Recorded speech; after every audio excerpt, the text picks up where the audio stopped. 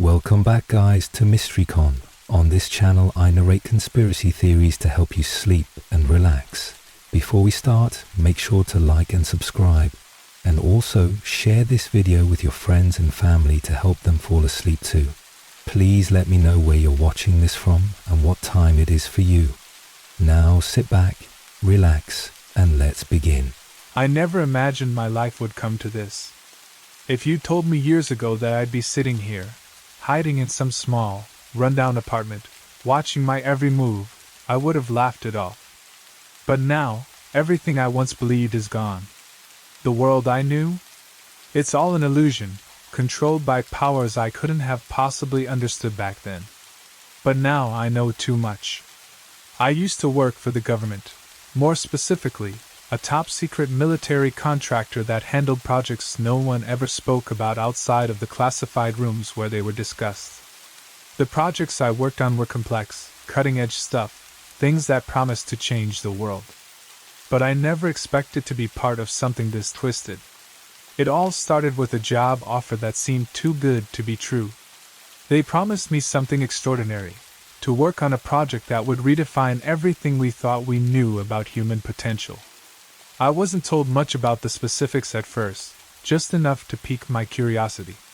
What was it? A secret military weapon, they said. But not just any weapon. A psychic weapon. At first, I didn't believe it. Psychic powers? I figured it was just some lab experiment, one of those future tech projects that always seemed so far-fetched. But over time, I began to realize this was no ordinary military experiment. It was something darker, more dangerous. I wasn't the only one who was pulled into the program. The team I was part of was made up of brilliant minds, scientists, engineers, and intelligence officers. We were tasked with researching ways to enhance human mental abilities, telekinesis, mind control, the ability to influence others without saying a word. But we were told we weren't just looking at individual abilities. We were trying to create a weapon capable of controlling not just the minds of people, but entire governments. I remember the day everything changed. It was during one of the late-night sessions, deep in the heart of the underground lab, when I overheard a conversation that still haunts me. A senior officer mentioned something about an entity, something that could influence minds on a global scale. At first, I thought it was some metaphor, something about using propaganda or political manipulation. But then, one of the scientists, a man named Dr. Harris, let slip that this was no ordinary experiment. We weren't just studying psychic abilities. We were working with an entity from another dimension, something that was being summoned through a forbidden ritual, something older than anything we could understand. I didn't know it at the time, but that was the moment my life was doomed. Now, sitting here, all these years later, the full weight of what I helped create is sinking in. The government, the people I once trusted, never intended to use this weapon for good. This psychic weapon was never meant to protect. It was meant to control, to manipulate. And the entity? It's not just a tool. It's a mind of its own. And it's not just influencing minds. It's planning something far more terrifying. I know they're looking for me now. I can feel it, the sense that someone, or something, is always watching.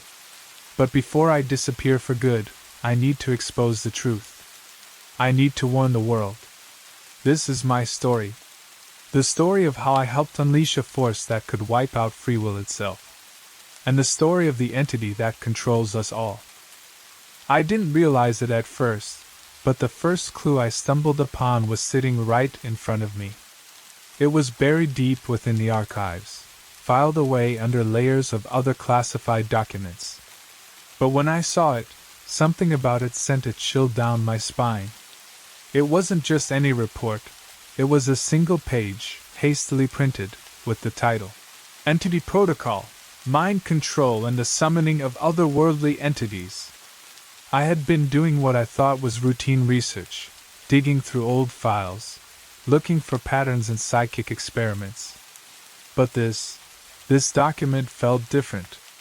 It wasn't part of the typical file structure. It didn't belong to any project I had been briefed on. Whoever had written it wanted to keep it hidden, and for good reason. I didn't waste time wondering if I should look at it. I scanned the page, and it didn't take long before I realized this was the first real piece of evidence that would connect the dots.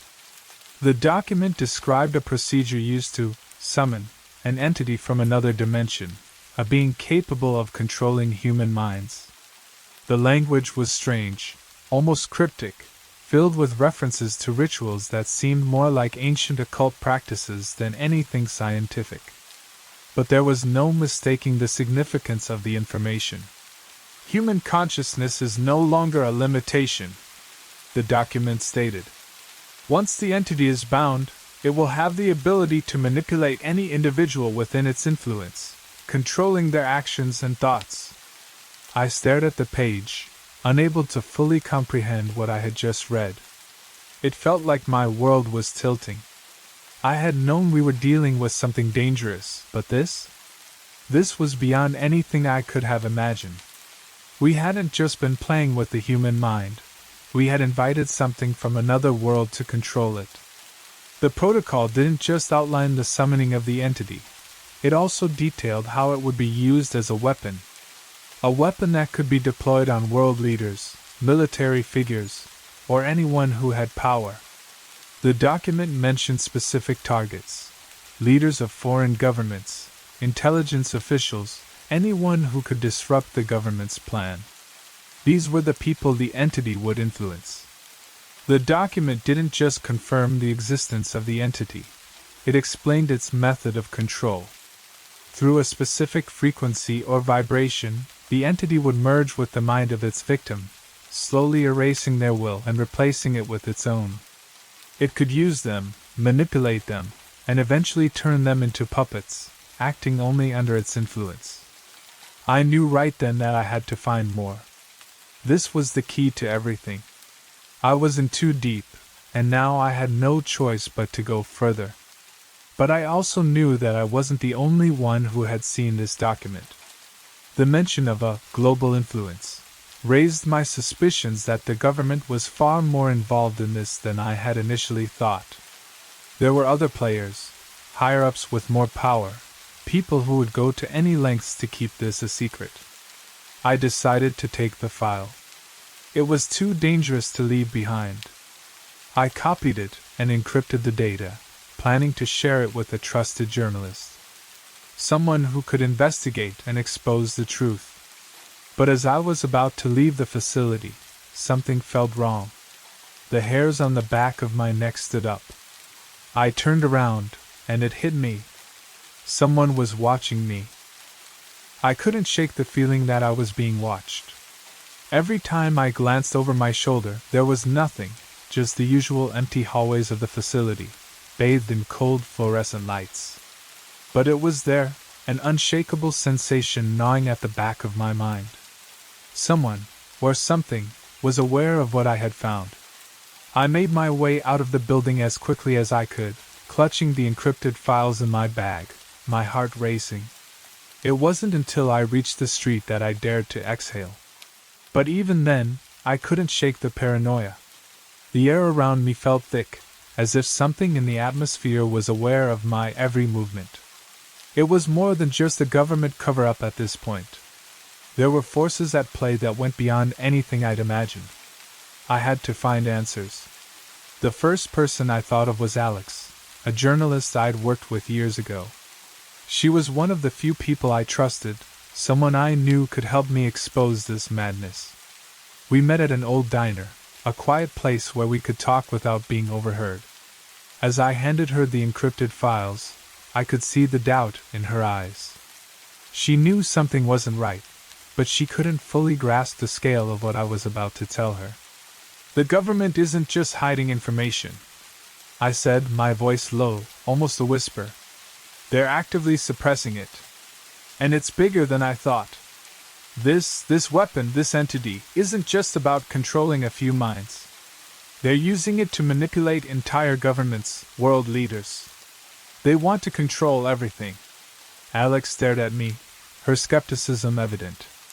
You're telling me the government has a psychic weapon that can control the minds of world leaders?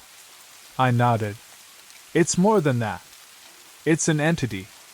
A being from another dimension, summoned through a forbidden ritual. And the scariest part? The entity isn't just a tool, it has its own mind. Its own agenda.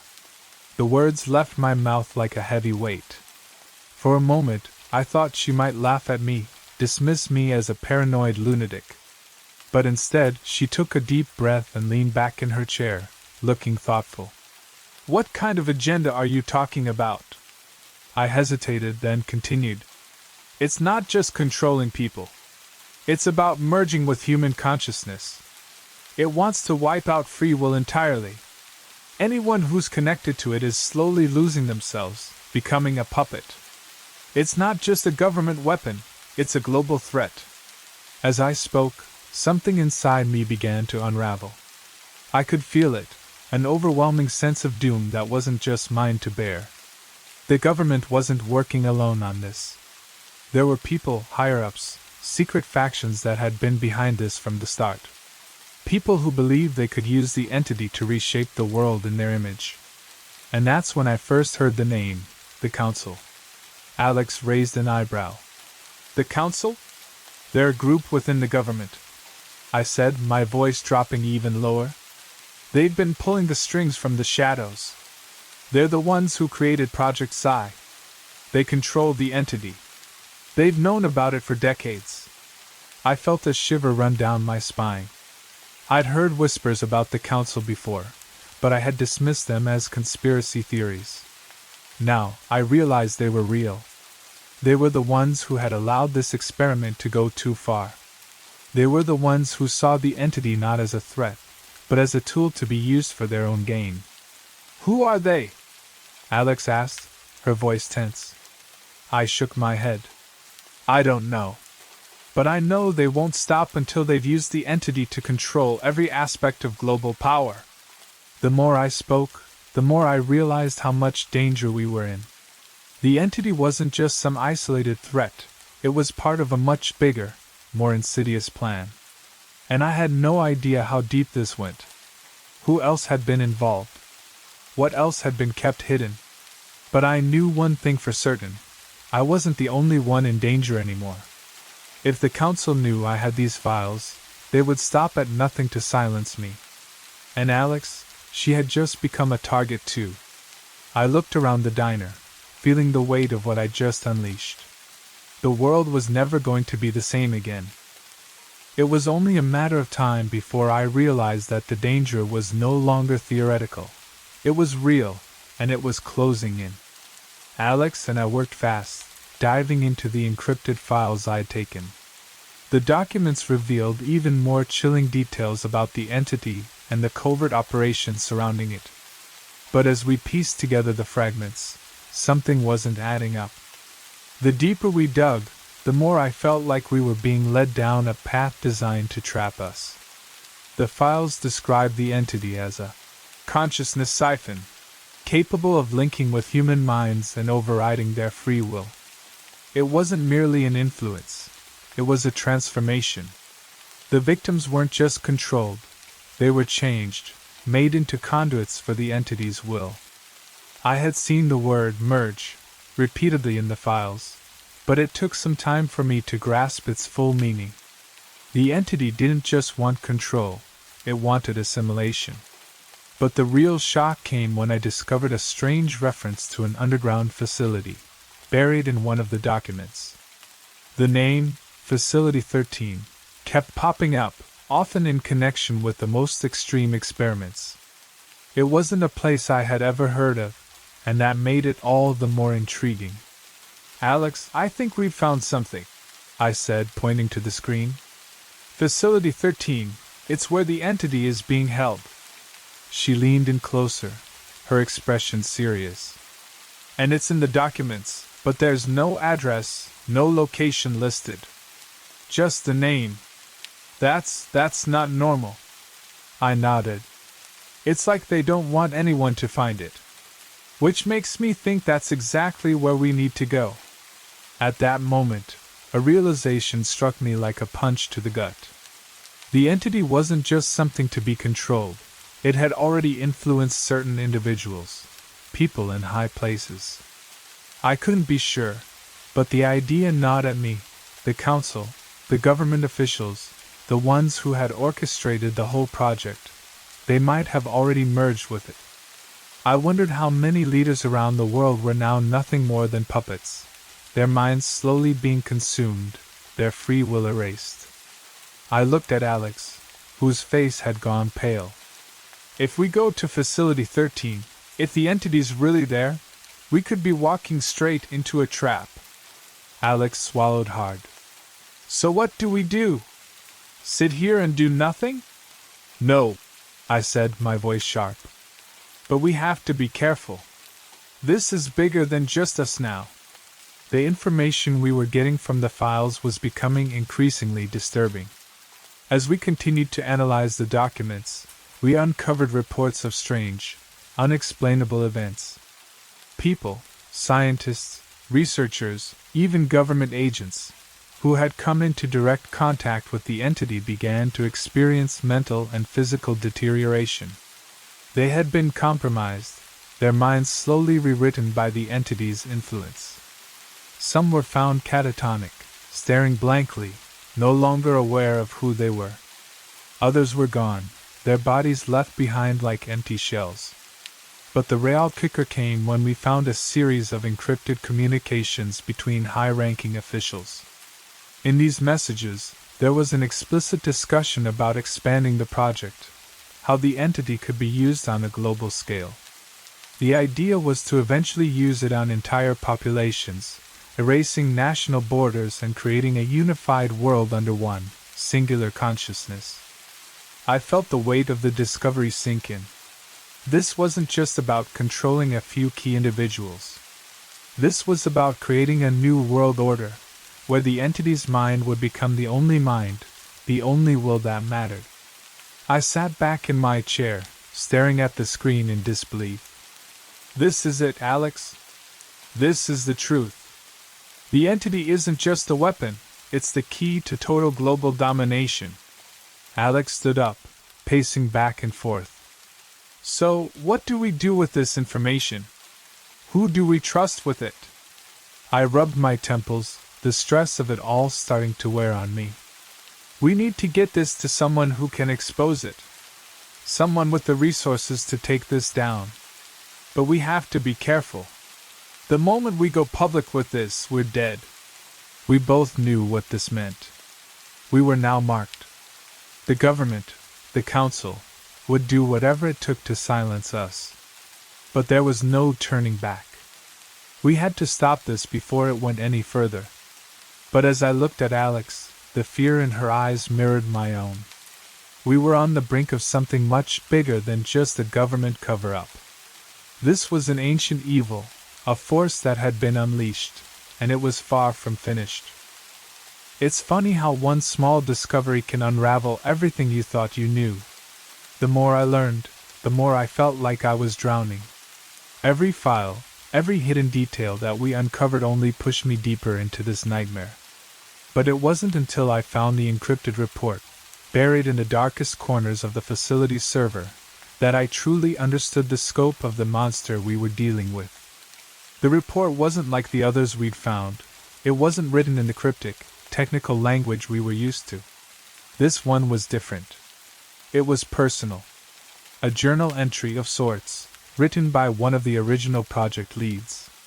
It read, "The entity is not merely a tool, it is a consciousness, an ancient force beyond our comprehension. We thought we could control it, but now I see the truth.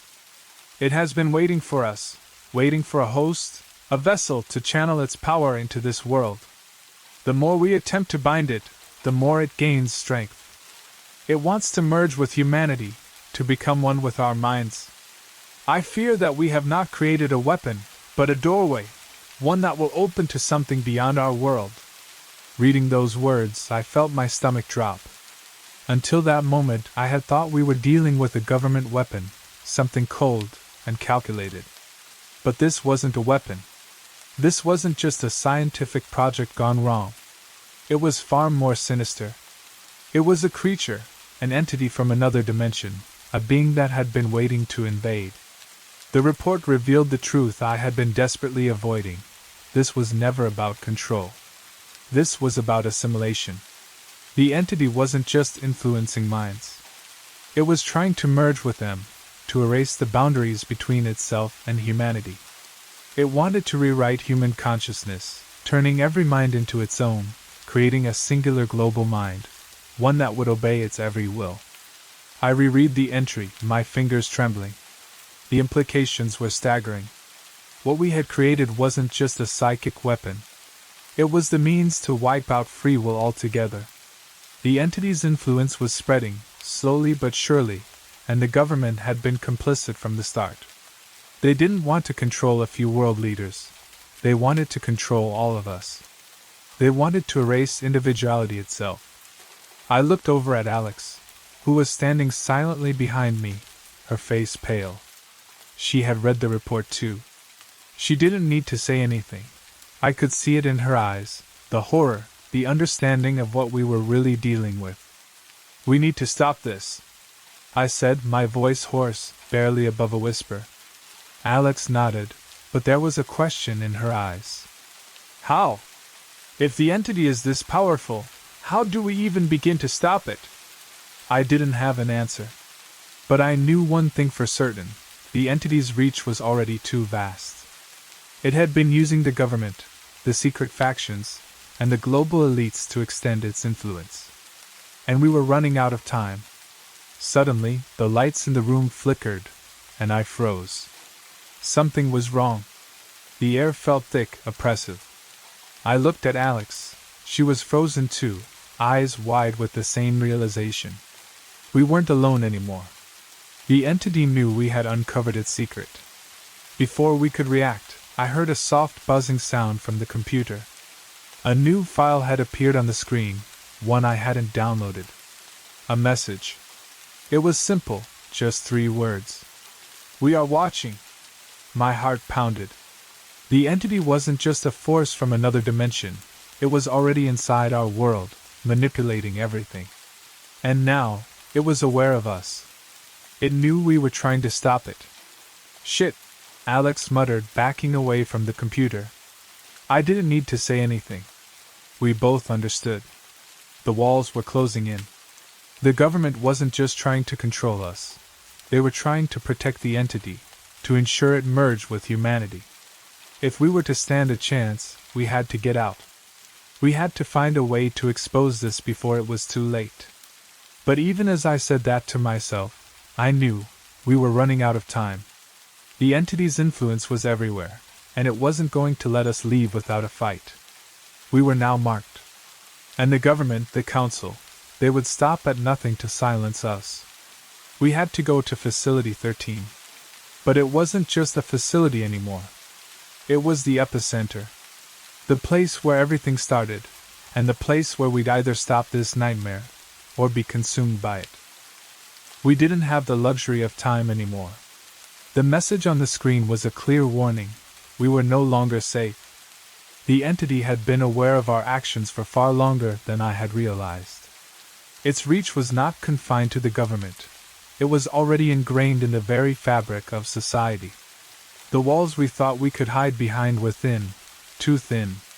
Every move we made seemed to be tracked. Every whisper we shared seemed to echo back at us. We were on the verge of uncovering the final piece of the puzzle, and the entity wasn't going to let that happen without a fight. The only way to get to the heart of this nightmare was to go to Facility 13. It wasn't just a research site, it was a hidden stronghold, the place where the entity had been bound. The files had told us that much. But the more we thought about it, the more I realized Facility 13 wasn't just the site of the entity's containment. It was where the original ritual had been performed. And it was where the entity's link to our world had been established. If we wanted to shut it down, we had to destroy the source. I turned to Alex. "We're going in. We have to. If we don't, this entity will merge with all of humanity. Free will be gone. We'll be nothing more than puppets." Alex didn't flinch. She nodded, determination in her eyes. Then we go. But we can't do it alone. We need help. I knew what she meant. We couldn't trust anyone inside the government, and we didn't know who might be secretly working for the council.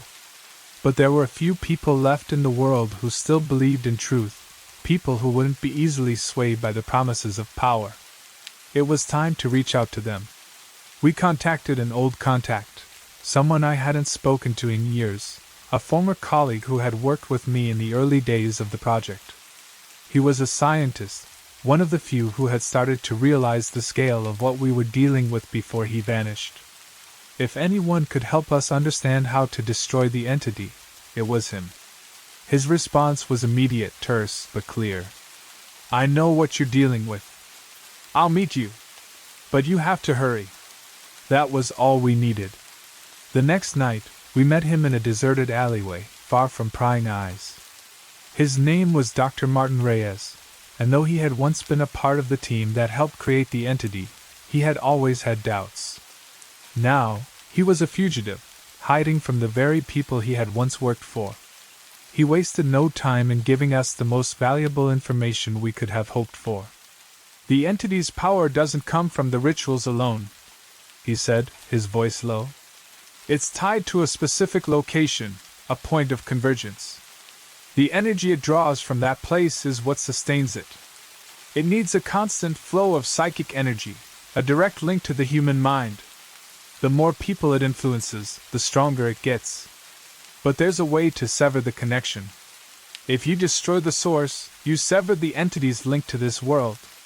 The power it draws from humanity will dissipate. Alex and I exchanged a look. How do we destroy the source? I asked, my voice filled with a sense of urgency.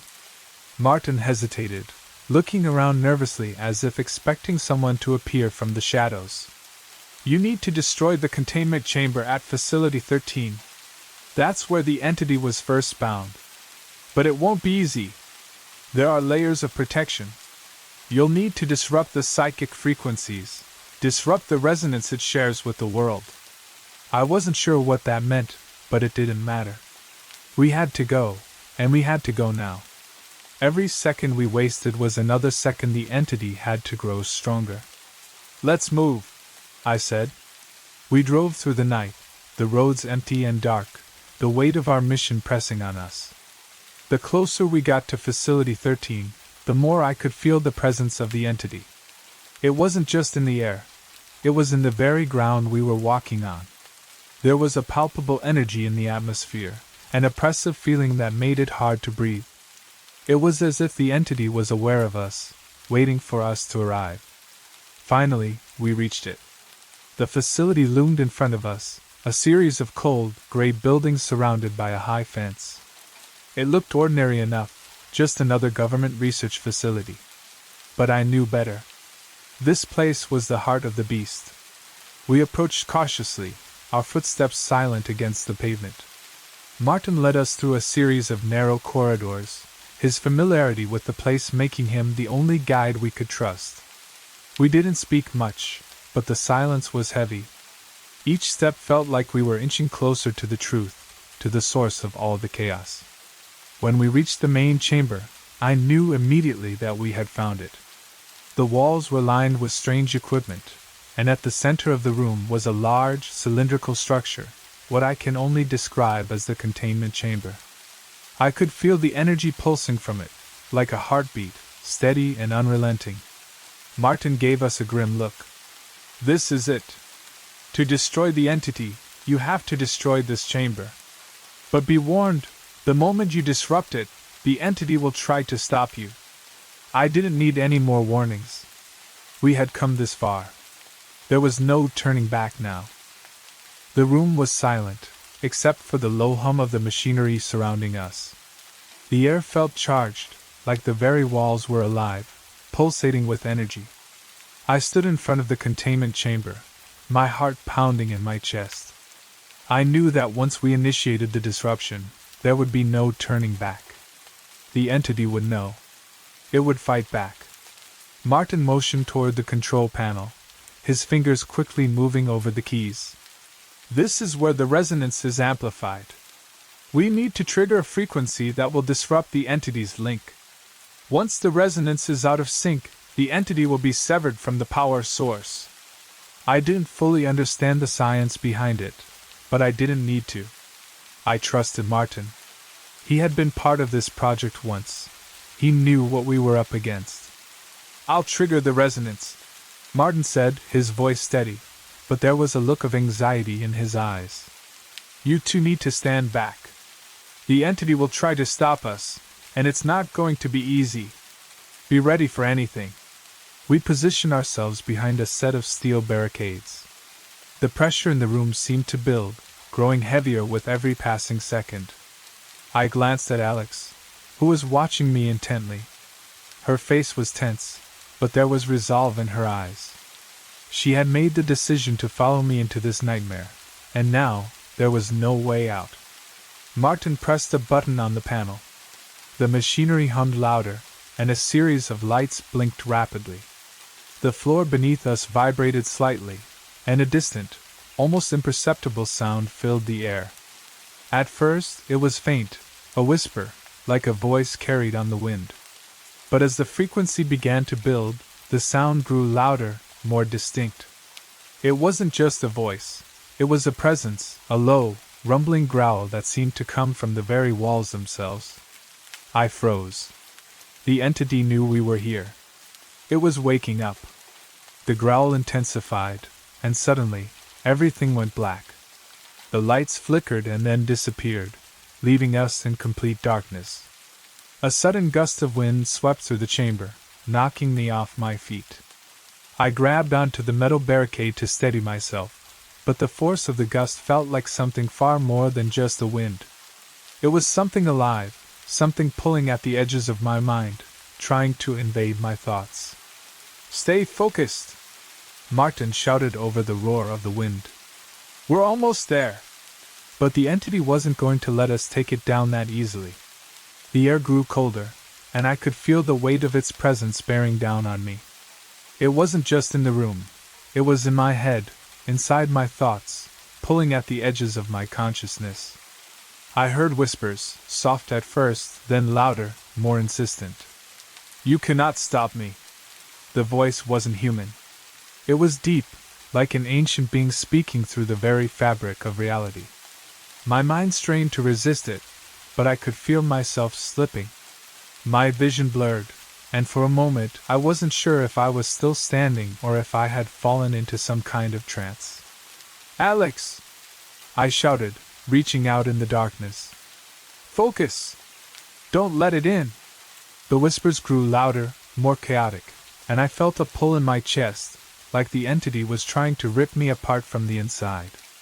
I could feel it, its power, its presence, trying to merge with me, to consume me. And then, suddenly, the lights flickered back on. The room was bathed in an eerie, greenish glow. The hum of the machinery was deafening now, and the frequency was so strong that it vibrated through my bones. I saw Martin, his hands shaking as he worked frantically to maintain the frequency. But even in his desperation, I could see that something was wrong. He was struggling to keep control. We've got to do it now! Martin shouted. I can't hold it much longer. But it was too late. The floor beneath us cracked with a deafening sound. A rift opened in the center of the chamber, and from it, a dark, shadowy form began to emerge. It wasn't just the entity. It was the entity, its true form, a swirling mass of darkness that seemed to bend and shift, never fully taking shape.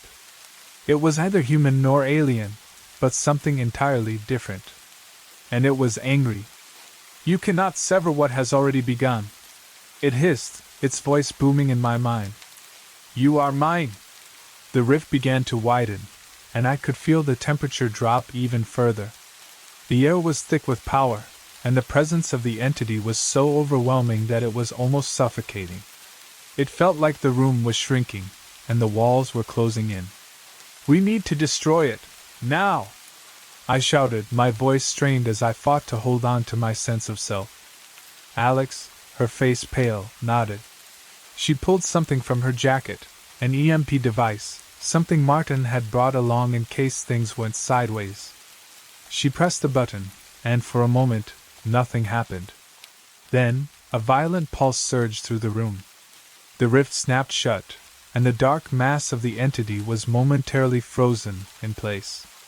The lights flickered and died again, leaving us in the dark once more. The hum of the machinery stopped, and the room fell silent. I couldn't breathe. My chest tightened as I waited for something, anything, to happen. Had we done it? And then I heard it, faint at first, but growing louder. A voice. "You cannot escape me. I am everywhere." The entity was still there, lurking in the shadows, its power unyielding. It wasn't gone. It was only waiting for us to make our next move. We were far from safe. The silence in the room after the EMP pulse felt like a lie. The walls seemed to close in tighter as the last echoes of the pulse faded, and in that silence, I could feel it, like a pressure on my mind, a weight I couldn't shake off. The entity was still here, still trying to reach out, still trying to bend the fabric of reality itself to its will. The lights flickered back on, but they were dim, casting eerie shadows across the room. I could see Alex's face, pale and tense, her eyes scanning the room as though expecting something to jump out of the darkness. Martin stood frozen beside the control panel, his hands gripping the desk so tightly that his knuckles were white. "It's not over," Martin muttered, his voice barely audible. "We've only delayed it." I felt my pulse quicken. The EMP had worked, momentarily severing the entity's connection to this dimension. But that wasn't enough. It wasn't just a matter of breaking the link, it was about destroying the entity, erasing it completely. But how could we do that when it was so deeply entrenched in the very fabric of the world? How could we defeat something that was beyond comprehension? I turned to Martin, my voice urgent. "We have to finish it. We can't leave here until it's gone." He didn't meet my gaze. "We're too late. The entity isn't just a weapon. It's a presence, a force of nature. It's not something you can simply destroy with a tool. You can disrupt it, delay it, but it will always find a way back." The weight of his words sank in, like a cold stone settling in my chest. This wasn't just a battle to stop the entity, it was a fight for survival. If we didn't stop it, if we couldn't sever the link completely, humanity would eventually fall under its control. Suddenly, a loud crash interrupted the moment. The ground beneath us shook, and the walls trembled. We heard a distant, rumbling growl that reverberated through the very foundation of the facility. The entity was fighting back, and this time, it wasn't just trying to take control of our minds. It was unleashing its power, pushing against the physical barriers of our world. Alex grabbed my arm, her voice sharp. "We need to leave. Now." I turned to her, my heart pounding in my chest. "What do you mean? We can't just leave. We need to stop it." But she was already moving toward the exit. "We can't stop it like this. Not without the right tools. But we can buy ourselves some time. We need to get to the backup generators, disrupt their power source." I hesitated. I knew she was right. The entity was too powerful. We couldn't fight it head-on, not with what we had. But we could delay it, stop its flow of energy, slow its progress. I nodded, grabbing my bag and following her toward the exit. We didn't have time to waste. The walls were shaking more violently now, and the low growl of the entity was growing louder, closer. It was coming for us. We moved quickly, navigating the narrow, winding hallways of Facility 13. The sound of our footsteps echoed around us, and I couldn't shake the feeling that something was watching us, lurking just beyond the reach of the light.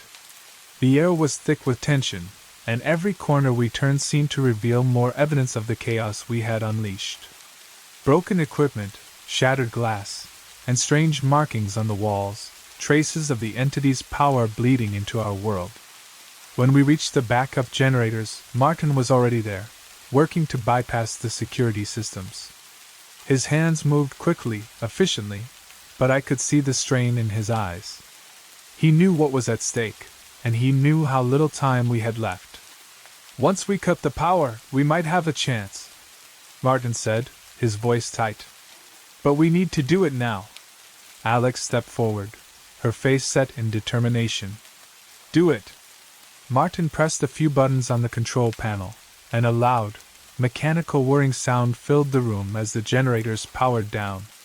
The lights flickered again, then went out completely, plunging us into darkness. For a moment there was silence. The air seemed to still, and for the first time in what felt like forever, I thought, just for a brief moment, that maybe we had won. But then I heard it, the sound that had been haunting us since we first set foot in Facility 13. The growl. It was closer now, louder than ever. The entity was awake, and it wasn't about to let us go so easily. You think you can stop me? The voice echoed in my head, cold and omnipresent. You are mine. The temperature in the room dropped, and I felt an intense pressure on my chest, like invisible hands were gripping me. The entity's power surged, and I could feel it trying to breach the walls of reality once more. But this time, I wasn't going to let it win. We had to finish this, no matter what it took. The darkness was suffocating. The silence felt heavy, as if the world was holding its breath. Every part of me screamed to run, to get away from the terrifying presence that was closing in on us. But we couldn't. We had no choice now but to face the entity head-on. You cannot escape, the voice boomed in my mind. It was everywhere, in the walls, in the air, inside my thoughts. It had a presence I couldn't describe, a force that pushed against me, trying to bend me, control me. I could feel it clawing at my sanity, attempting to merge with me, to erase my will. But I wasn't going to let it. Not after everything we had uncovered. Not after everything it had done. Alex, I whispered, trying to steady my breath. We need to find the control room. There's still one more way we can stop it. We can use the central frequency disruptor. It's the last piece. If we can overload it, we might be able to sever the entity's connection to this dimension for good. Alex didn't hesitate. Her eyes were filled with determination, the kind I hadn't seen since we started this journey. Then let's do it. We moved quickly through the darkened hallways, our footsteps the only sound in the oppressive silence. The growling, the whispers, they followed us, taunting us. The entity was everywhere, always watching, always listening. But we had a plan. We had to believe it was enough. As we reached the control room, I could feel the energy in the air shifting. The walls pulsed, and the temperature dropped even further. The low hum of the entity's presence was overwhelming now, pressing in on us from all directions. I could feel it pushing against the barriers of my mind, attempting to drag me into the abyss with it. I staggered to the control panel, my hands shaking as I fumbled with the buttons. I had to focus. I had to finish this. I knew that if we didn't destroy the entity's power source once and for all, humanity would be lost. This is it, I said, my voice thick with a mixture of fear and resolve. Once we activate the disruptor, the entity will try everything to stop us. We need to be ready. Alex nodded, her eyes steely with resolve. She wasn't afraid. She was done running, done hiding. We had come too far for this to fail now. I pressed the button. The control room was flooded with light, and the sound of machinery powered up, filling the room with a harsh, mechanical hum. For a moment, everything seemed to pause, the silence broken only by the sound of our breathing. Then the entity screamed. No! The roar was deafening, a sound so primal, so full of rage that it rattled my bones. The walls cracked, the floor trembled. I felt the air shift as if something was tearing through the fabric of reality itself. It was trying to break free, trying to stop us from completing the process. But we didn't stop. The frequency disruptor pulsed to life, its hum growing louder, its power intensifying. I could feel the entity's presence waning, its grip on the world weakening. It was as if the walls were shaking under the strain of holding it back. The room trembled with power, but it wasn't the entity's power anymore. It was ours. You cannot defeat me. The entity's voice was weaker now, distant, like an echo fading into the void. You are nothing. I gritted my teeth. We're more than you'll ever be. The disruptor powered up fully, and with a final, overwhelming pulse, the entity's influence shattered. The control room went silent. The oppressive weight that had been pressing down on me for what felt like an eternity lifted. I felt the pressure on my mind dissipate, like a heavy fog lifting from my consciousness. But there was no time to relax. The facility was crumbling around us. The power source that had been feeding the entity's link to this world was destabilizing. The floor cracked open beneath our feet, and the walls began to buckle. We had to get out. Come on! I shouted to Alex, grabbing her arm and pulling her toward the exit. The building was coming down around us, the entity's power finally broken. But we weren't out of danger yet. We ran as fast as we could, the sound of collapsing metal and shattered glass filling the air. We pushed through the smoke, the debris, the chaos. Every second felt like an eternity. But we made it. We reached the outside, gasping for breath, the night air cold against our skin. Behind us, the facility was burning, collapsing in on itself, the last remnants of the entity's power fading into the night. We had done it. But as we stood there, watching the smoke rise from the wreckage, I couldn't help but feel a lingering sense of unease. The entity might be gone from this world, but something told me that its influence was far from over. As I turned to Alex, I saw the same realization in her eyes. We had stopped one monster, but there were others out there, others who would try to finish what the entity had started. And the fight for humanity's future was far from over. The dust from the crumbling facility still hung in the air as we stood in the shadow of what remained. The world felt quieter now, as though the hum of the entity had been absorbed by the earth itself, leaving a strange, eerie stillness in its wake. But beneath that silence, I could still feel the reverberations of everything we had just faced. I glanced over at Alex. Her face was streaked with soot, her eyes heavy with exhaustion, but there was something else in them too, relief, perhaps. The kind of relief you only feel when you've narrowly escaped something far worse than death.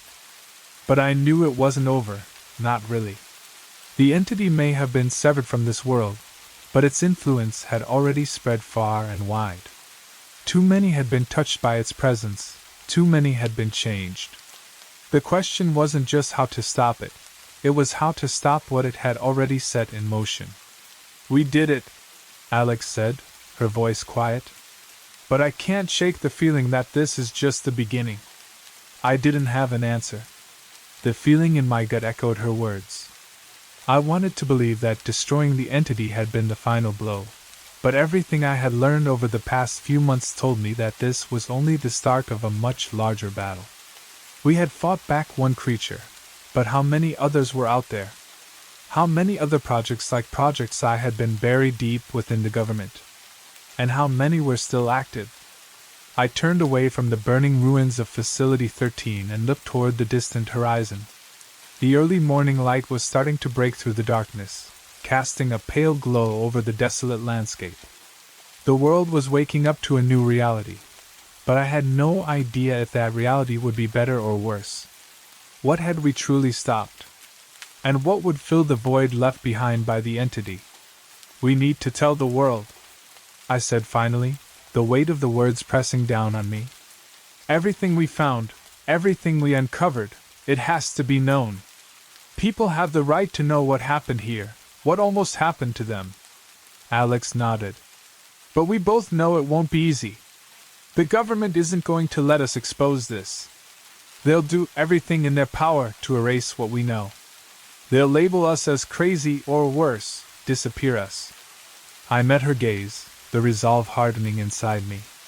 I don't care anymore. If they want to silence us, let them try. But we won't stop. We both knew there would be no going back after this. Once we exposed the truth, there would be no hiding from the consequences. The entity's legacy would not be erased with its defeat. It would ripple across the world, touching every corner, leaving a trail of destruction and manipulation that no one could ignore. "I'll help you," Alex said, her voice firm. "But we can't do this alone. We need allies, people who will listen and help us expose the truth.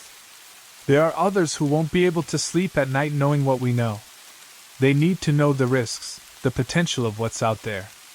I agreed, though my mind was clouded with doubt. Who could we trust? The government had already proved it would do whatever it took to keep their secrets hidden. Would there be any place left in the world for the truth?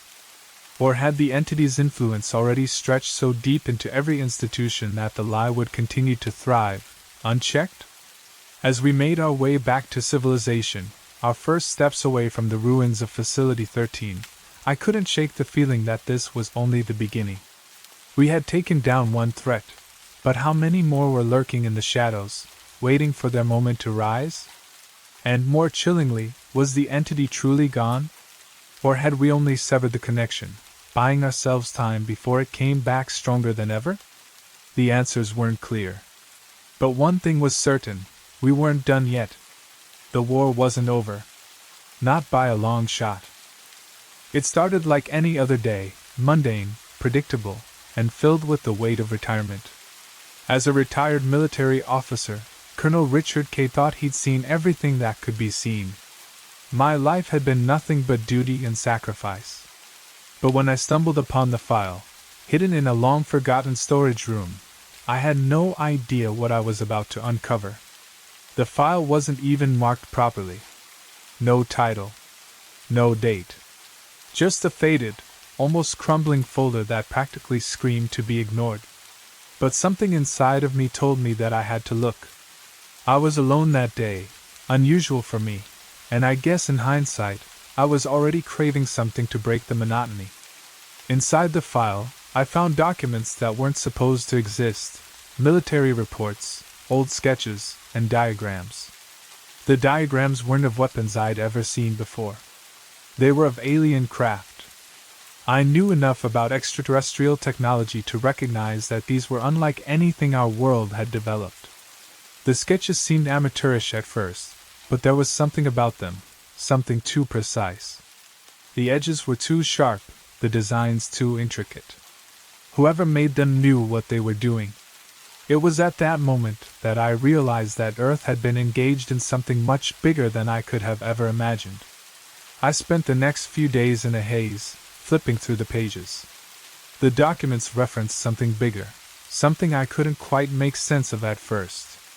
They mentioned alien invaders manipulating history, controlling events from the shadows, subtly altering the course of human development. Wars, pandemics, political upheavals. I read about covert military missions that didn't make sense in the light of day but were justified under this unknown agenda. Every page was another clue, another piece of a puzzle that had been buried for centuries. But what could this all mean? Has someone, somewhere, known about this for years? Why hadn't anyone told me? And why had I, of all people, been the one to uncover it? These were the questions gnawing at my mind. I hadn't even realized I was being drawn into a conspiracy of unimaginable scale. For decades, the truth had been hidden in plain sight. Only a select few had access to these files, files that revealed a war humanity had been waging in secret for centuries. My military training kicked in, and I knew I had to dig deeper. But I also knew that this wasn't something I could just walk away from. The further I went, the more dangerous it became. Whoever didn't want this secret exposed would stop at nothing to make sure it stayed buried. But I wasn't the kind of man who could just let something like this slip away. This wasn't just a conspiracy, it was a matter of survival. But not just for me, not just for my country. This was about the future of the entire human race. As I locked the file away in my safe that night, I couldn't shake the feeling that something had shifted in the world, like a door had just been opened. And now, there was no turning back. I was about to uncover a truth so monumental that it would change everything I knew about Earth, about humanity, and about the war that had been fought in the shadows for centuries. I just didn't know how far this rabbit hole would go. I couldn't stop thinking about the file. The documents haunted me, even when I tried to distract myself with mundane tasks. The images of the alien crafts, the cryptic messages buried between military reports, and the mention of a centuries-long intergalactic war, everything began to feel connected in a way I couldn't explain. I kept returning to one page in particular, a hastily scribbled note in the margins that seemed to reference a strange astronomical event. The note mentioned anomaly detected and pointed to a series of coded numbers. It was a lead, a sign that perhaps I was on the right track. The more I thought about it, the more I realized the gravity of the situation. Earth had been under attack for hundreds of years, but no one had ever told us. Why? How had these extraterrestrial forces managed to hide in plain sight for so long? The military, the people who should have known, had either turned a blind eye or were complicit in hiding the truth. I couldn't make sense of it. But something inside of me told me this anomaly could be the key to everything. That evening, I sat in front of my computer, staring at the coded numbers. It didn't make sense at first, just a jumble of digits. But as I looked closer, I saw a pattern, an odd arrangement of numbers that seemed to repeat at irregular intervals. I wasn't a codebreaker, but my military background gave me enough analytical skills to recognize that this wasn't random. After hours of research, I discovered the numbers correspond to certain coordinates in the sky. They pointed to a specific event, one that had taken place hundreds of years ago, right around the time of a series of unexplained disappearances. It was then that the pieces began to fall into place. The anomaly, referenced in the notes, wasn't just an odd occurrence. It was a significant event in Earth's history that had been manipulated. These disappearances were not random. They were part of a larger plan orchestrated by the invaders. But what was their goal? And why had the military covered it up? I needed to know more. I couldn't trust anyone, not yet. Not after what I had uncovered. But I knew I had to find out more about the event referenced in the codes. I started digging through old astronomical data, pulling up reports from observatories that were available to the public. There was an event, a celestial anomaly, that had been recorded but then quickly dismissed as an error by the scientific community. According to the files, this event was tied to the first major contact Earth had with extraterrestrial forces. The more I researched, the more I realized that this wasn't just some isolated incident. It was the beginning of the war. It was the point when humanity first made contact with the invaders, and the military, fearing panic, had worked to suppress it. But why? Why would they hide such an important event from the rest of the world? The answers were slipping through my fingers, and I could feel the pressure mounting. This wasn't just about uncovering a hidden history. It was about stopping a war that had already begun, one that had been manipulated for centuries.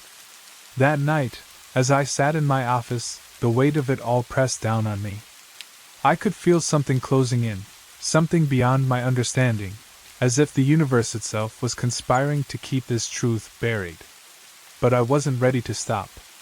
I had uncovered the first clue, and now there was no turning back. The deeper I dug, the more dangerous it became. And as I looked out the window, I knew that someone, somewhere, was watching.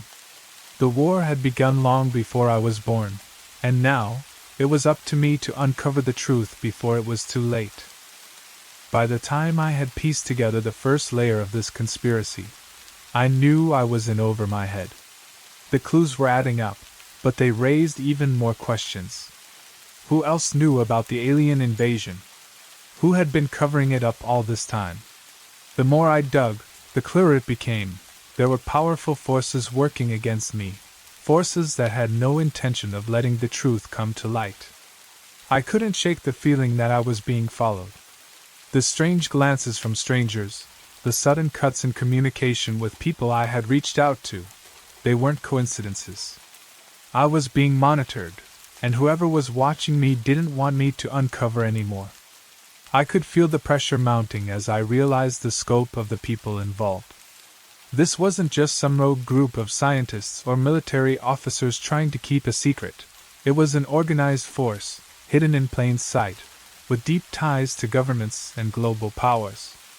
It wasn't until I reached out to my old friend, Major Evelyn Ross, that I got my first real taste of what I was up against.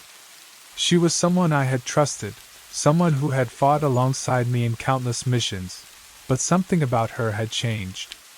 She had always been a by-the-book soldier, but when I mentioned the alien artifacts and the hidden files, I saw the flash of fear in her eyes. She didn't want to talk. She couldn't afford to. "Richard, stop digging," she said, her voice shaky. "You don't know what you're dealing with.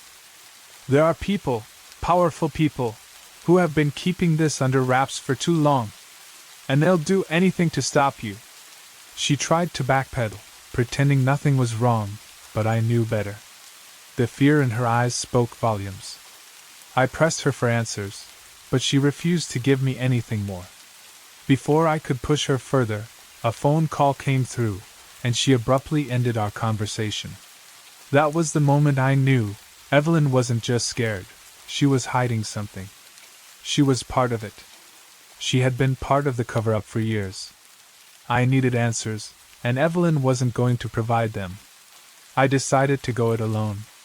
But first I had to figure out who these people were, the ones she had warned me about. The more I investigated, the clearer the picture became. There was a shadowy organization operating at the highest levels, manipulating not just the military, but governments, corporations, and scientific communities. This was no mere conspiracy. It was a global operation with control over every facet of human life. I started following the trail to the International Coalition for Extraterrestrial Affairs, ICA, an organization that, on the surface, appeared to be dedicated to space exploration and collaboration. It sounded innocent enough, but I quickly discovered that ICA had far more sinister ambitions.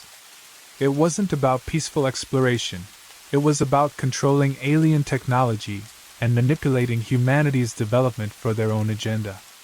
They were the puppet masters, pulling the strings, ensuring that the truth about the alien invasion never saw the light of day. The more I uncovered about ICA, the more I realized that Evelyn was just a small piece of a much larger puzzle. There were bigger forces at play, powerful figures who had orchestrated every aspect of this conspiracy. The global elite. They had known about the invasion for decades, and rather than protect humanity, they had chosen to collaborate with the invaders. And in return for their loyalty, they had been promised power, control over Earth's resources, technologies, and ultimately, humanity itself. I wasn't just up against the aliens anymore. I was up against an entire global power structure that had worked hand in hand with the invaders for centuries. The fight wasn't going to be easy.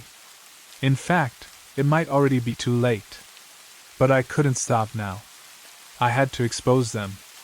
I had to reveal the truth to the world, before they silenced me for good. I knew I had to be careful now.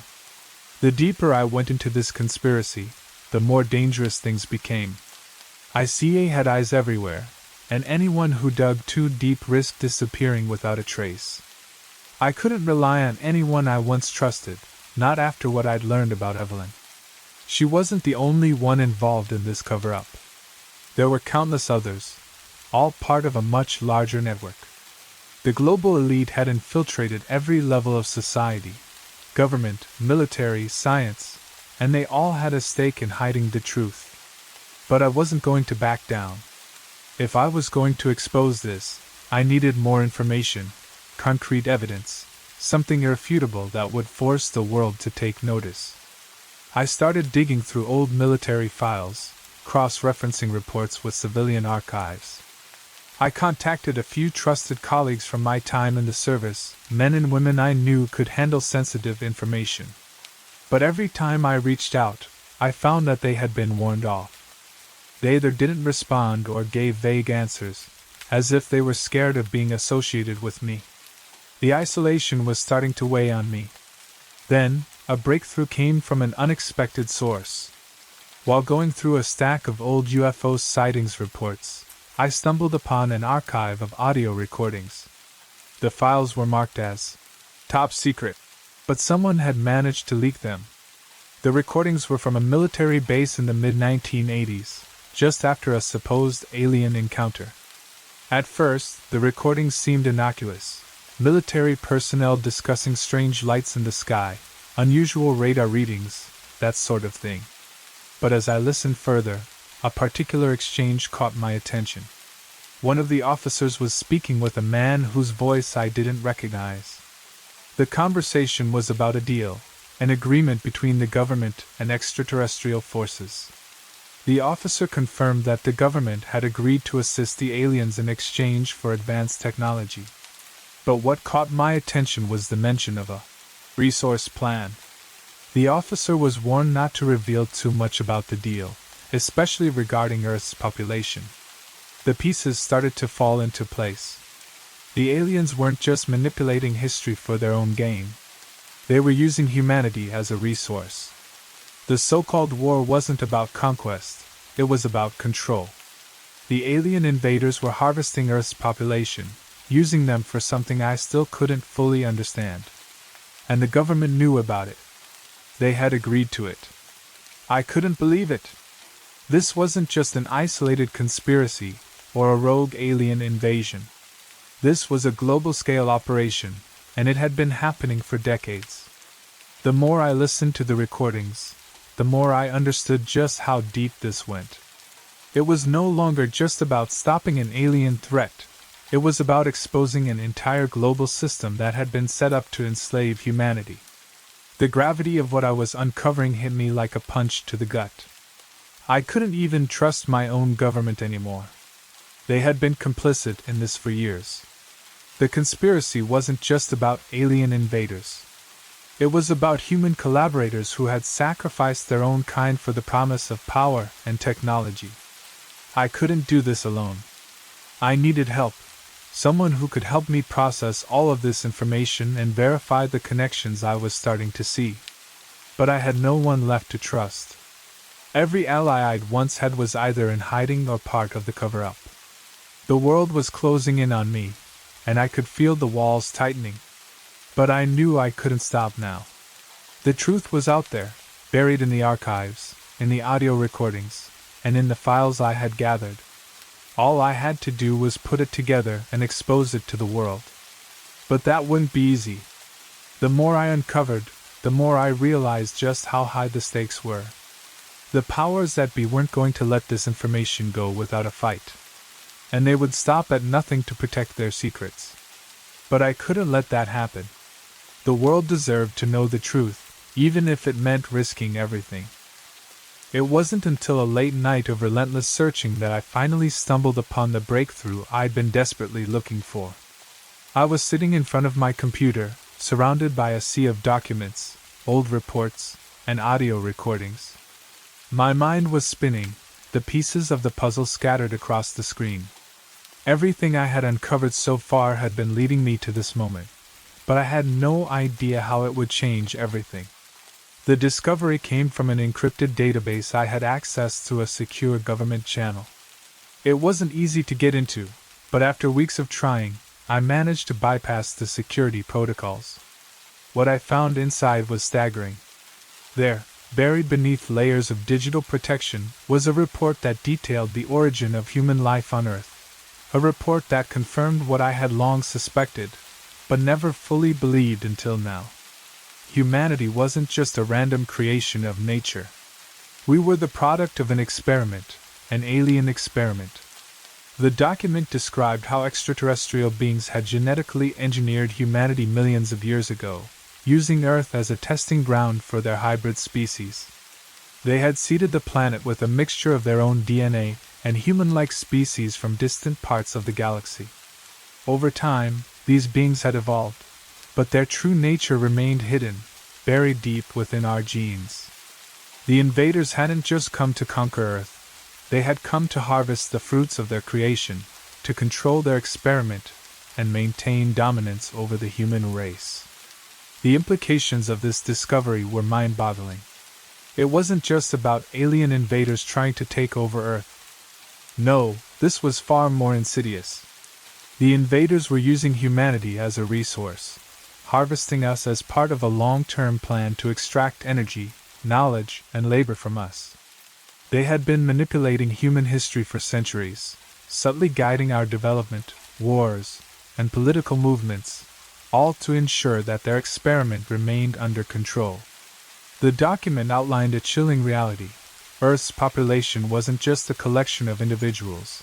It was a farm, a breeding ground for a resource that the aliens needed. They had been controlling our evolution, tweaking our DNA to produce the perfect species for their purposes. Wars, famines, and pandemics were part of their method of population control. They engineered these events to maintain a manageable population, to ensure that they could continue to harvest the resources they needed from us without overpopulating the planet. It was a staggering revelation. The war I had thought was about survival was actually about the invaders' need to manage Earth as a resource. The alien invasion wasn't about a hostile takeover. It was a quiet, calculated process, one that had been happening for centuries. The invaders were not interested in destruction, they were interested in control. And they had been operating from the shadows, manipulating human history to maintain that control. The more I read, the more I realized that this wasn't just a conspiracy, it was an existential crisis. Humanity had been unknowingly enslaved by its own creators. And now, the invaders were planning to escalate their efforts, to fully integrate themselves into human society, and take control of the planet once and for all. This was the moment that changed everything for me. The stakes were no longer just about exposing a hidden truth. The stakes were about saving humanity from an unimaginable fate. But how could I fight back against something this powerful? Something that had been in control for so long? The revelation hit me like a freight train. My mission had changed. I wasn't just trying to expose a conspiracy anymore. I was trying to stop the most sophisticated and dangerous operation Earth had ever seen. And I was on my own. But I couldn't back down now. The truth had been revealed, and there was no turning back. The fight had only just begun. The magnitude of what I had discovered was overwhelming. The alien invaders were not some rogue faction from another world. They were part of an organized and highly advanced intergalactic empire. And Earth was nothing more than a resource, a farm for their needs. I had known the situation was dire, but now I understood the true scale of it. The invaders had been here for centuries, controlling humanity from the shadows, subtly guiding our evolution and history, ensuring that Earth would remain their property. This wasn't an invasion in the conventional sense. It was far more insidious, a long-term plan to harvest and control. I spent countless hours poring over the documents, reports, and audio recordings I had uncovered.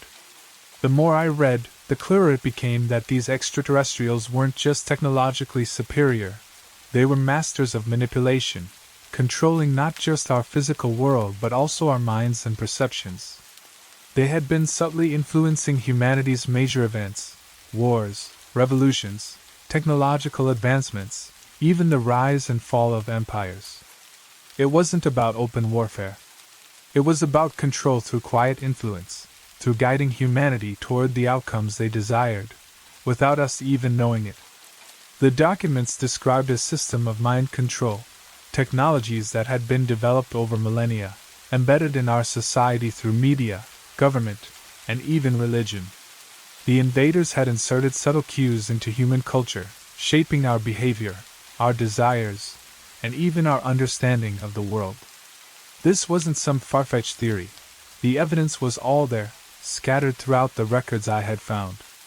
These invaders had orchestrated everything from the Industrial Revolution to the major wars that had shaped the modern world, ensuring that their presence was never fully detected.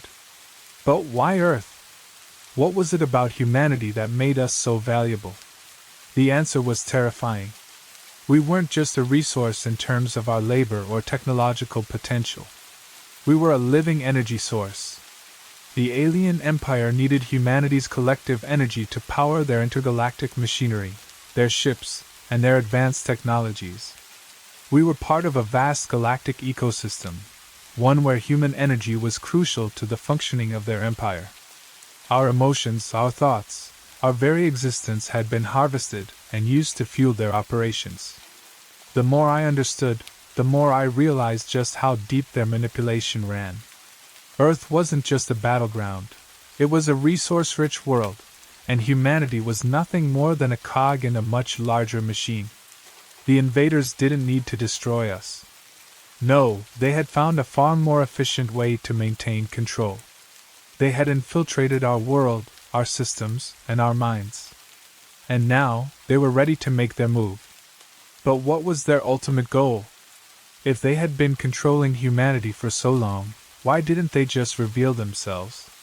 The answer, I discovered, was that they were waiting for the right moment, waiting for humanity to reach a certain level of development, a point where we could no longer resist them. They were preparing for an integration, a time when the human race would become fully subjugated, not just as a resource but as an extension of their empire. They planned to bring about a new era, one where the line between human and alien would blur, and Earth would no longer be an independent planet. It was a chilling realization. The battle wasn't just for survival anymore, it was for control of humanity's future. And the enemy wasn't just an invading force, it was a hidden power, one that had been with us all along, shaping our world, manipulating our evolution, and preparing us for their ultimate takeover. As I sat there, staring at the evidence in front of me, I understood that the stakes had shifted.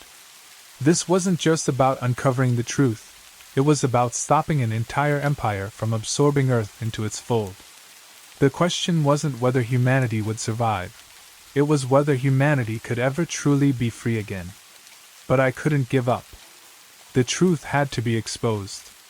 The world had to know what was happening. There was no more room for doubt, no more hesitation. I was all in now.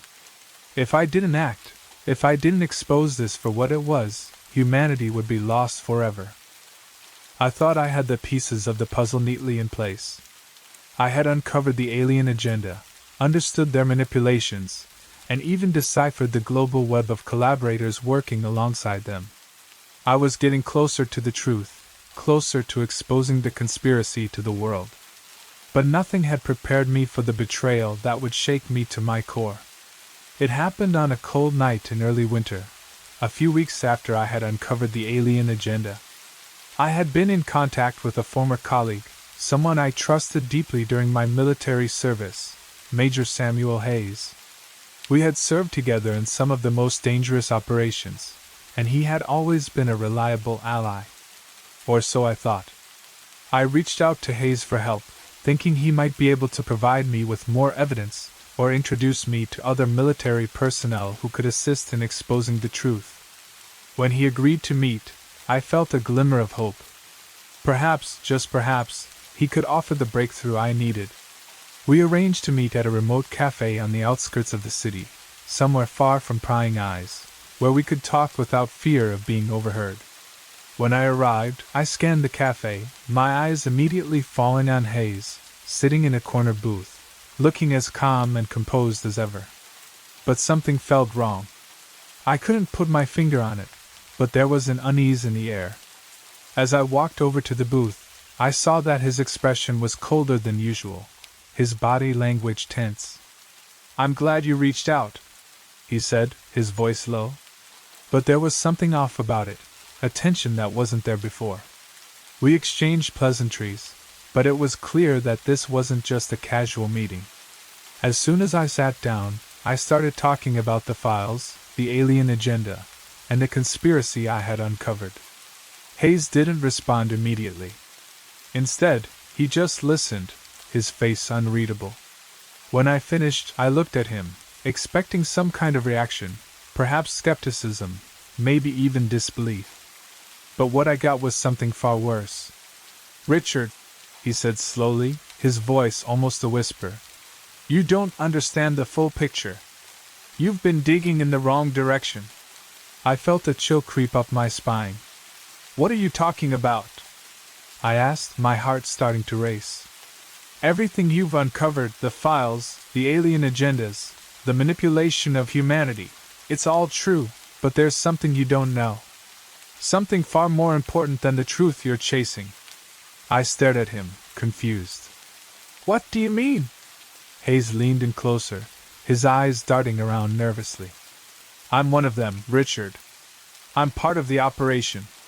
The truth you've been chasing, it's not just about the aliens. It's about us, the human collaborators. We've been working with the invaders for years. Our role is to ensure humanity doesn't resist their control. We've been managing the transition, making sure everything goes according to plan. The words hit me like a sledgehammer. I couldn't breathe. I couldn't think. I had known there were collaborators, but I never thought Hayes would be one of them. He had been my friend, my ally. How could he be part of the conspiracy? How could he have betrayed everything we fought for? I don't understand, I stammered, my mind racing. How long have you been working with them? Hayes sighed, his face filled with regret. It started with the technology exchange. The aliens didn't just give us power, they gave us control. Our government, the elite, they all made a deal with them. They promised to help them harvest Earth's resources and subjugate humanity in exchange for power, for wealth, for influence. And I betrayed everyone you ever worked with. I finished for him, the disgust rising in my chest. I never wanted to, he said, his voice quiet. But the stakes were too high. We're talking about intergalactic survival here, Richard. This isn't just about Earth. The aliens are part of a much larger empire, and we're caught in the middle. You have no idea how deep it goes. If we don't comply, if we don't help them, humanity as we know it will cease to exist. His words were almost too much to bear. Everything I had fought for, everything I believed in, had been a lie. The system, the government, the military, every institution I had trusted had been complicit in the destruction of our future. But I couldn't let him off the hook. I couldn't let him walk away from this. No, I said, my voice trembling with anger. You don't get to do this, Hayes. You don't get to betray everyone and then try to justify it. I stood up, ready to leave, but before I could turn, Hayes grabbed my arm. Richard, listen to me. It's too late. There's no going back now. You're in too deep. They'll come for you. They'll come for us all. I shook him off, fury and disbelief coursing through my veins. You've already made your choice, Hayes. You can live with it. But I'm not giving up. I'm going to expose them. All of them. The finality in my voice was clear. I couldn't let Hayes's betrayal deter me. He had made his decision, and now I had to make mine. The truth had to be exposed, no matter what the cost. As I walked out of the cafe, my heart heavy with the weight of his confession, I knew the fight had just become personal. The lines had been drawn, and there was no turning back now.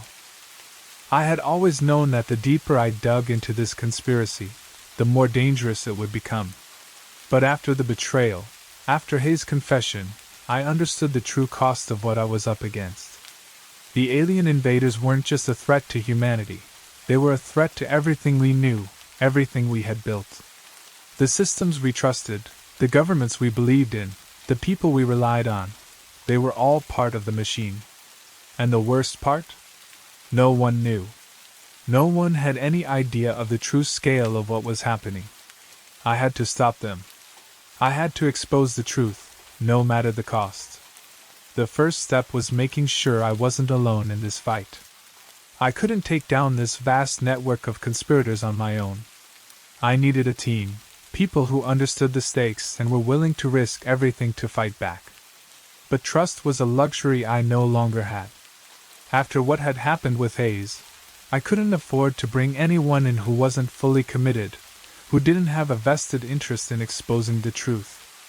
I reached out to a handful of people I knew from my time in the military, some who had left the service under questionable circumstances, others who had been involved in black operations and covert missions. These were the kinds of people who could handle the danger, who could keep their heads when everything was falling apart. The group I gathered wasn't large, but each person brought a unique skill set to the table. There was Mia, a former NSA cryptographer, who could decode anything and everything. Lucas, a disillusioned ex-Special Forces operative, who had spent years working in the shadows and knew how to navigate through dangerous territory undetected. Then there was Dr. Eleanor Grant, a brilliant scientist who had once worked for the government on extraterrestrial technology projects. She was the one person who could help us understand exactly what we were up against, and how we could stop it. We gathered in a safe house, deep in the woods, away from prying eyes. The plan was simple, if there was such a thing in a situation like this. We had to infiltrate the highest levels of the government, expose the truth about the alien invasion, and bring down the global network that had been complicit in this.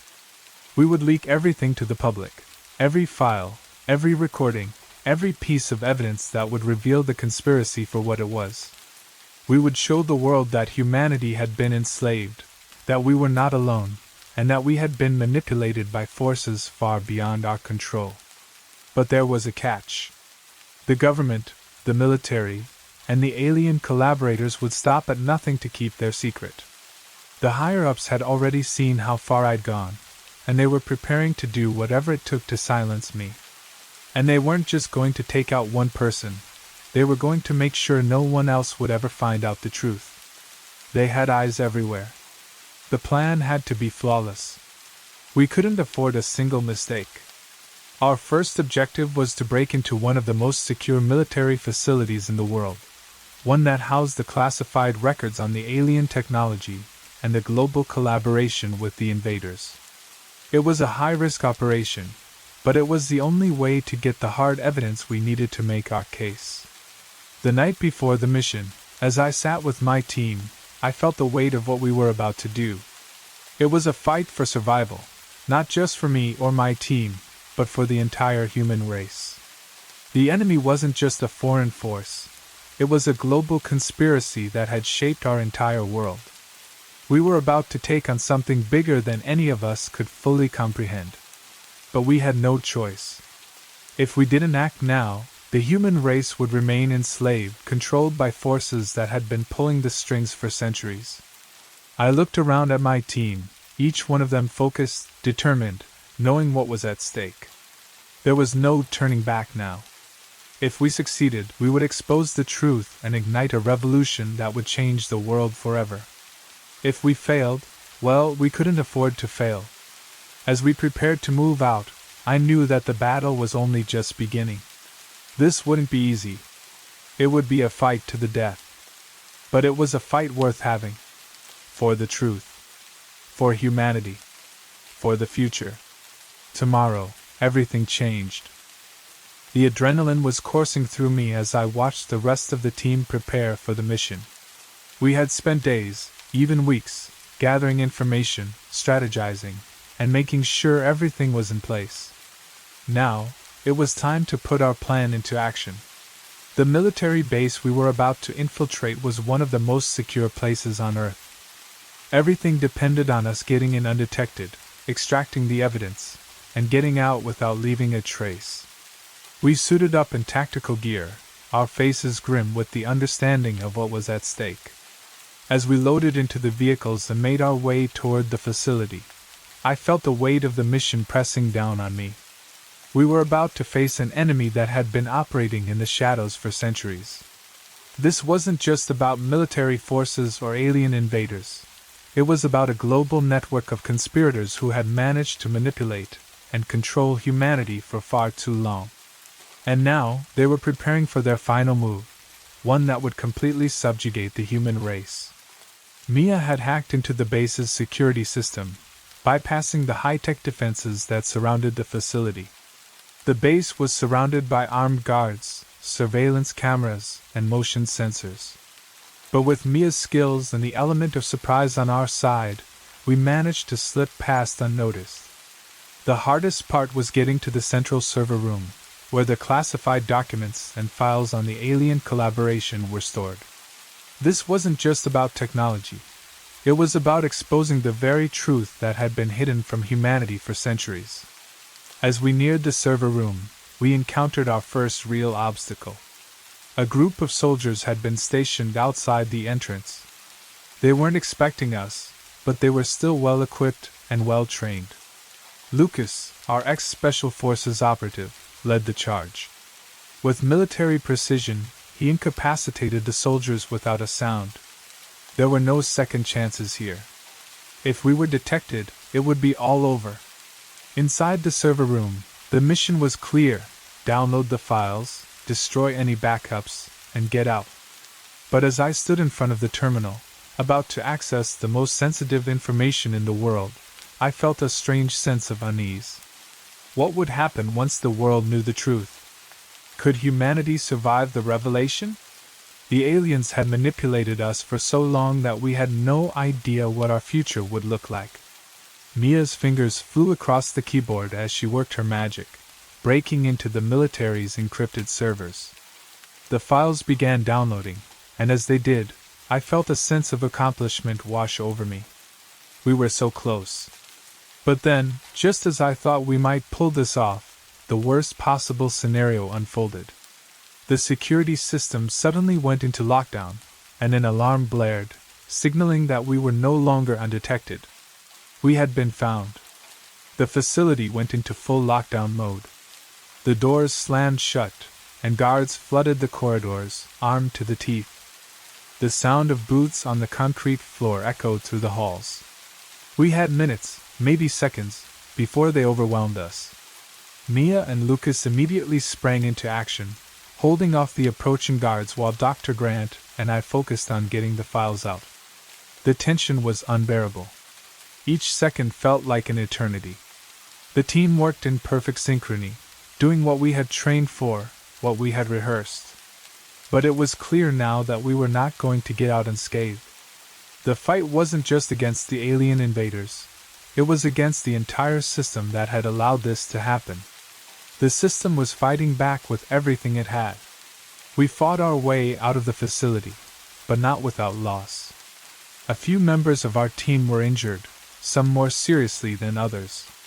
The battle was chaotic, a blur of gunfire, explosions, and adrenaline. But we finally reached the extraction point, just as a squadron of enemy vehicles rolled into the facility's perimeter. The helicopters that had been waiting to pick us up lifted off, hovering just above the ground, ready to take us out of there. But the battle wasn't over. As we ascended into the night sky, I looked down at the facility we had just left. The truth was now in our hands, but it had come at a cost. We had exposed the lies, the deception, and the manipulation, but at what price? Humanity was about to learn the truth, and I could only hope that we had prepared them for it. The truth would be out there, but it was up to the world to decide what came next. As I looked around at my team, the exhaustion on their faces mirrored my own. We had made it out alive. We had completed our mission. But the real fight was just beginning. The battle for humanity's future had only just begun.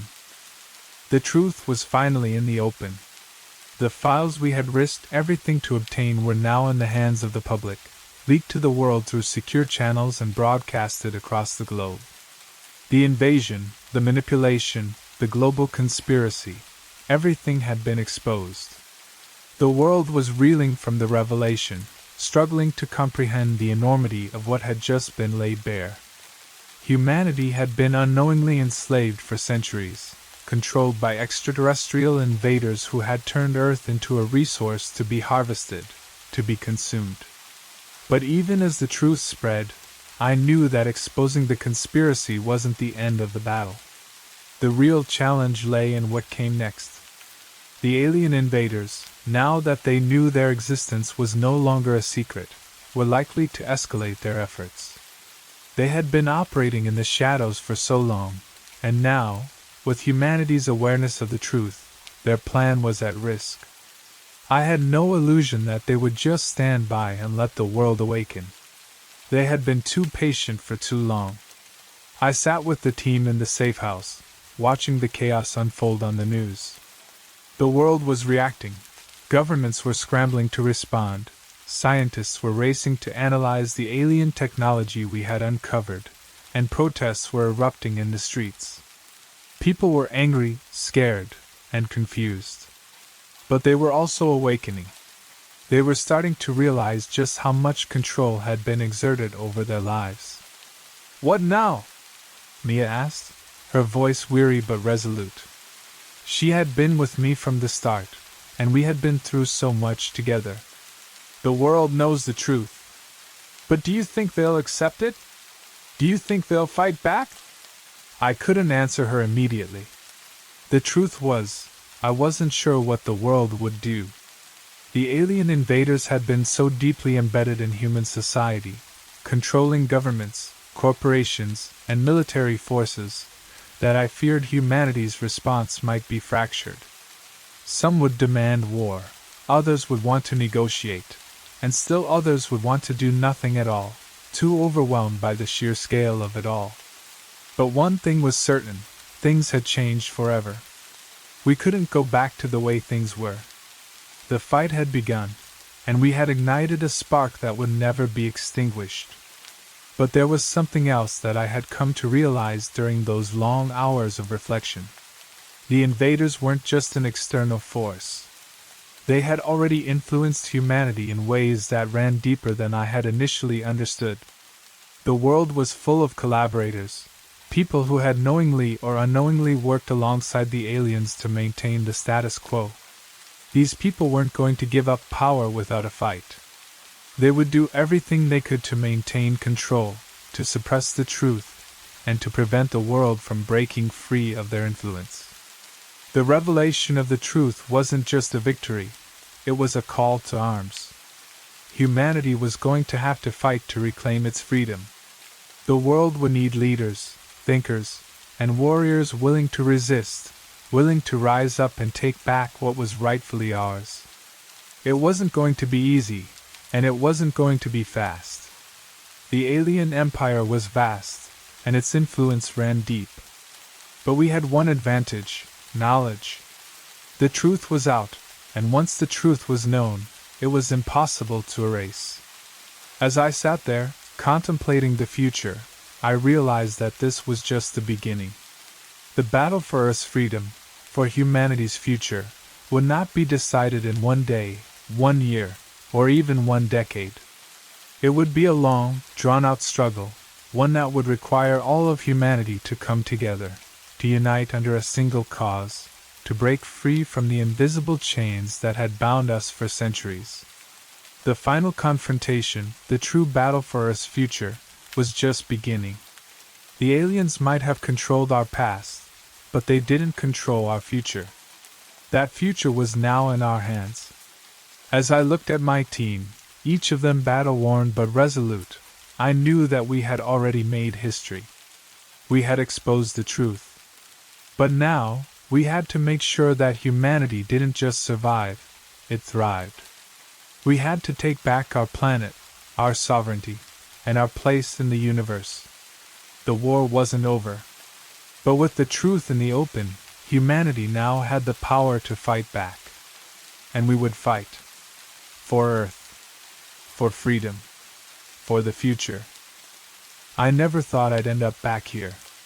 But here I am, staring at the old files, my hands trembling, trying to make sense of everything that's happened.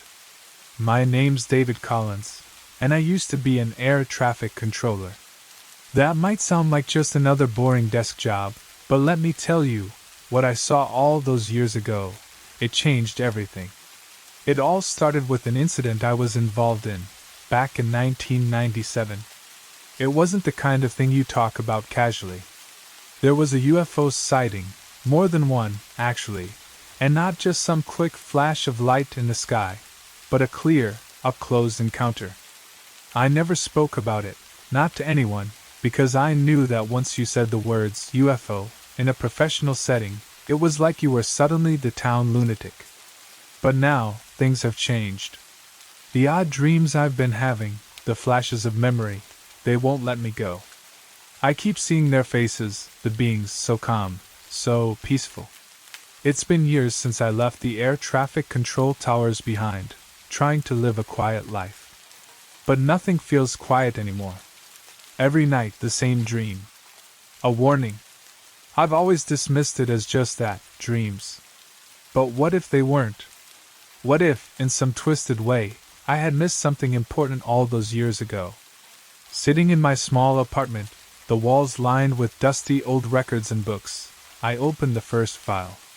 It was labeled Project Silent Skies, but I had never seen it before. This wasn't just some forgotten paperwork. This was a document I had been specifically kept away from.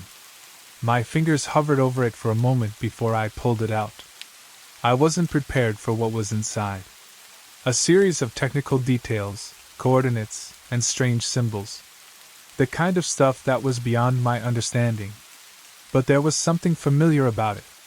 The more I read, the more I realized this wasn't just an ordinary government document. It was something else, something far darker. I felt a chill in my spine, but I couldn't stop reading. Every detail seemed to match the strange experiences I had when I worked at the airport, back in those days when I saw those UFOs fly through the sky, almost too close for comfort. This was it. The connection I had been looking for all these years. This wasn't a coincidence. It never had been. The government knew about these visitors, and they had been in communication with them for decades. But it wasn't until now that I realized something much bigger was at play. These visitors weren't invaders, as I had always believed. They weren't here to conquer us. They were here to study us. And the more I uncovered in these files, the more it seemed like they had been studying humanity for longer than we could imagine. But why? What was their true purpose? As the night grew darker and the quiet of my apartment seemed to press in on me, I found myself questioning everything I thought I knew. There was something deeper, something bigger, about all of this. I couldn't let it go. I wasn't sure if it was fate or just my curiosity, but I knew one thing. I had to find out what they wanted, and why the government had been keeping this from us. This was only the beginning. A mystery that would unfold with every document I uncovered, with every secret I revealed. And I was about to find out that the truth was far stranger than I could have ever imagined. I couldn't sleep. Not after what I'd found. The file sat there on the coffee table, untouched, staring at me, almost daring me to dive deeper. It felt like the universe was testing me, like it was saying, "Do you really want to know the truth?" The logical part of me told me to walk away, that maybe all of this was just some bizarre coincidence. But another part of me, one that had lived through the strange events years ago, was telling me I was on the edge of something huge, something life-changing. The first real clue came the next morning when I decided to take a break from the files and go through some of the old reports from my time in air traffic control. I pulled out a binder that had been shoved to the back of my closet for over 2 decades. It was filled with flight logs, radar reports, and notes on UFO sightings that I had written down back when I worked in the towers. The documents were a mess of scribbles, but it was the only thing I had. As I flipped through the pages, one entry caught my eye, a series of radar blips from an unidentified aircraft that had been logged on October 15, 1997. It was an event I'd almost forgotten about, but now it felt like the key to everything. The blips weren't like any normal flight patterns we were used to seeing. They moved in ways no human-piloted plane could, zigzagging at impossible speeds, hovering in place for long stretches of time. No noise. Nothing on the radar except these strange, irregular patterns. But what stuck with me the most was the exact location, a remote area over the ocean, miles away from any major flight routes. I stared at the coordinates. Something about it was pulling at me. My eyes wandered to the file on the table. Project Silent Skies. Could it be that the events I had witnessed all those years ago were tied to this mysterious project? Could the government have known about the UFOs even then? I grabbed the file and began to compare the coordinates listed in the document to the flight logs I'd found. The patterns lined up perfectly. The same remote area, the same types of sightings, even the same date. I had always thought the government was lying about UFOs being nothing more than weather balloons or military tests. But this was different. It was like they had been watching us for years, not just studying our skies but actively participating in our technological progress. I quickly scribbled down the details and pulled up satellite images. I had to be sure. As I zoomed in on the location, something strange caught my eye. A structure, an unnatural shape on the ocean floor. It wasn't the kind of thing you'd expect to find under the surface of the water, especially not out in the middle of nowhere. It was large, rectangular, almost like a platform of sorts. A sinking feeling washed over me as I made the connection. This couldn't be real. Could it? I felt the hairs on the back of my neck stand up as I realized what this meant. The UFOs I had seen in the sky, they weren't random. They weren't just passing through. They were looking for something. Or someone. And that platform? It wasn't a coincidence either. I had to find out more. I had to know what was really going on, what they had been hiding from us all these years. I spent the next few hours scouring the internet for any information I could find about strange underwater structures, but all I got were dead ends, conspiracy theories, and government denials. But the more I dug, the more it became clear that there was something here, something they didn't want us to know. I wasn't sure who they were, but I was about to find out. And I knew, deep down, that this was only the beginning. I couldn't ignore it anymore. I had to push forward. But I was scared. What if I was wrong? What if I was digging into something that didn't make sense? I looked at the clock. It was already past midnight. I was in deep now, and there was no turning back. The next step was clear. I had to find out who was behind this. Who had been covering this up for so long? And why? I spent the next few days obsessing over the information I had uncovered. Every free moment I had was consumed by research, diving deeper into the strange platform and the UFO sightings I had once thought were simple anomalies. But the deeper I dug, the more I realized this wasn't some lone conspiracy. This was bigger, much bigger, and I was being drawn into something much darker than I had ever anticipated. It wasn't long before I realized I wasn't alone in this investigation. Someone was watching me. I noticed it first when I went out to buy coffee. There was a man sitting in the cafe, reading a newspaper, but his eyes never left me. At first, I thought it was just paranoia, but then I saw him again. And again. Every time I left my apartment, he seemed to be there, always watching, always waiting. It was like he knew exactly where I'd be. The first time I confronted him, it wasn't planned. I was walking home late one evening, trying to shake the feeling that someone was tailing me, when I noticed him standing near the alleyway at the corner. His face was partially obscured by the shadows, but his posture was too rigid to be normal. He wasn't just another passerby. He was waiting for me. I approached cautiously, my mind racing. "Who are you?" I asked, my voice shaky. He didn't respond right away. Instead, he stepped forward, the dim streetlight catching his face. He was older than I expected, his features sharp, his eyes a piercing blue. "You don't know who you're dealing with, David," he said, his voice low and controlled. I froze, instinctively reaching for my phone, ready to dial for help. But before I could react, he spoke again. "I'm here to warn you. You're treading into dangerous waters." His words sent a chill down my spine. "What do you mean? Who are you?" He paused for a moment, as if considering whether to say more. "My name's Elias Green. I'm with a group that's been trying to keep this from getting out. You're digging up things that the government doesn't want anyone to know." I took a step back, my mind racing to process what he was saying. "You're telling me the government is involved in this? In what? UFOs?" Elias didn't respond right away. Instead, he glanced around, checking to make sure we were alone. "They're not just watching you, David. They've been watching all of us. And you're getting too close. They've been manipulating the narrative about UFOs for decades, using the technology to conduct covert operations. The truth is something far worse than you could ever imagine." His words hung in the air, heavy with the weight of something I wasn't ready to hear. But something inside me clicked. The government. They knew. They had known all along. They had been using the UFO's technology for decades, all while keeping the truth hidden from the world.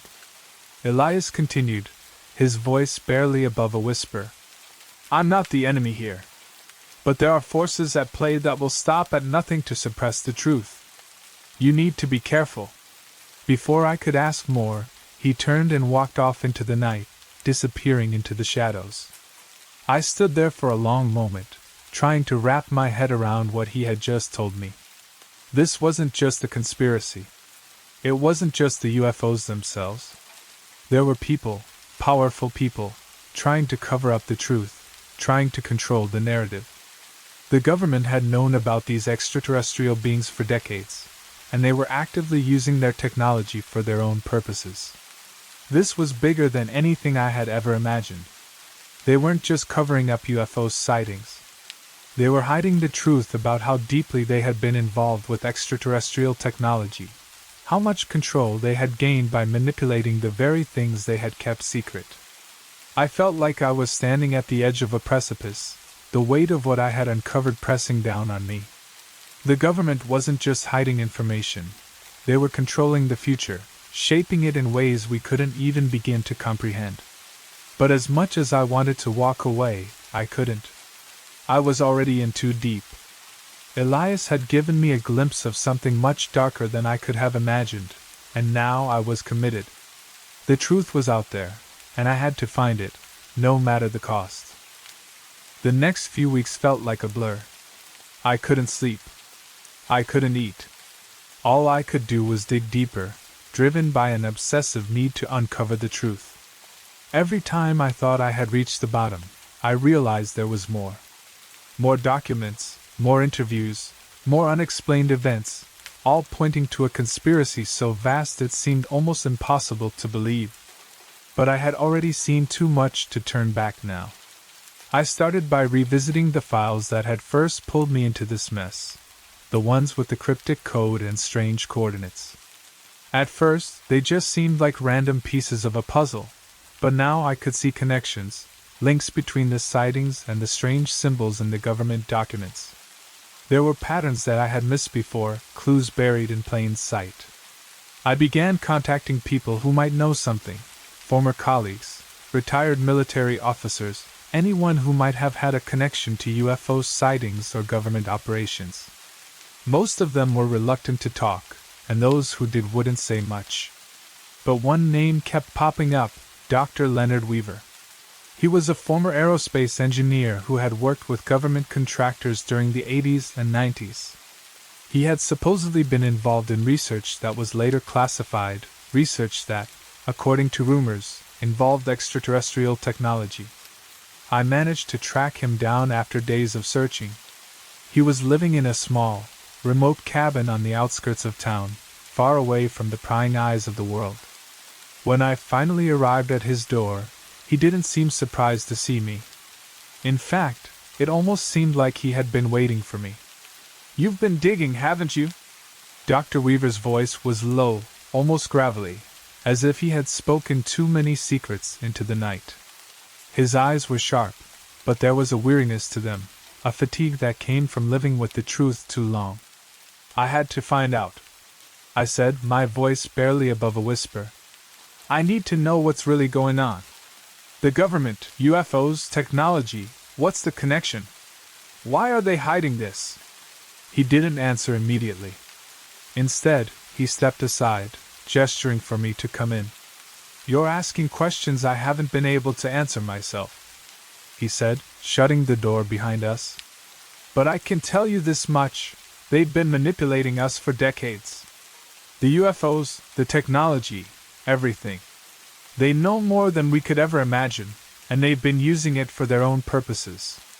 We sat down at a small table, the air heavy with the weight of his words. Dr. Weaver leaned in, his voice low. The government has been in contact with extraterrestrial beings since the late 1940s. It's not just about studying us. It's about using their technology for covert operations, spying, advanced weapons control. They've been exploiting this knowledge to shape the world without anyone knowing. The pieces were falling into place, but the more I heard, the more I realized how little I truly understood. Dr. Weaver's eyes flickered with a mix of fear and regret. There's something else you need to know, he continued. The UFOs aren't the threat. They've never been. But the government? They're using what they've learned to manipulate us, to control us. And I'm afraid we're already too far gone. I felt the ground shift beneath me. This wasn't just about hidden UFOs or government secrets. It was about power, about control. The government had been using these extraterrestrial encounters for their own gain, and they had no intention of stopping. But the most unsettling part? The UFOs themselves weren't the invaders. They weren't here to harm us. They were here to warn us.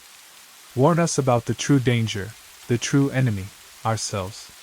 Before I could ask him more questions, Dr. Weaver stopped me with a raised hand. You need to leave. You've already uncovered more than you should. Trust me, you don't want to get any deeper into this. But it was too late. I was already in too deep. As I walked out of his cabin, the weight of his words pressed heavily on me. The government was manipulating us, using alien technology for their own dark purposes. And all the while, the real warning, the message from the UFOs, had been right in front of us. But no one was listening. I had to find out more. I had to uncover the truth before it was too late. The days that followed Dr. Weaver's warning felt like a blur. It was as though the world around me had slowed down, each moment stretching into eternity. But I couldn't stop now. I had to keep moving, keep digging, even if it meant risking everything.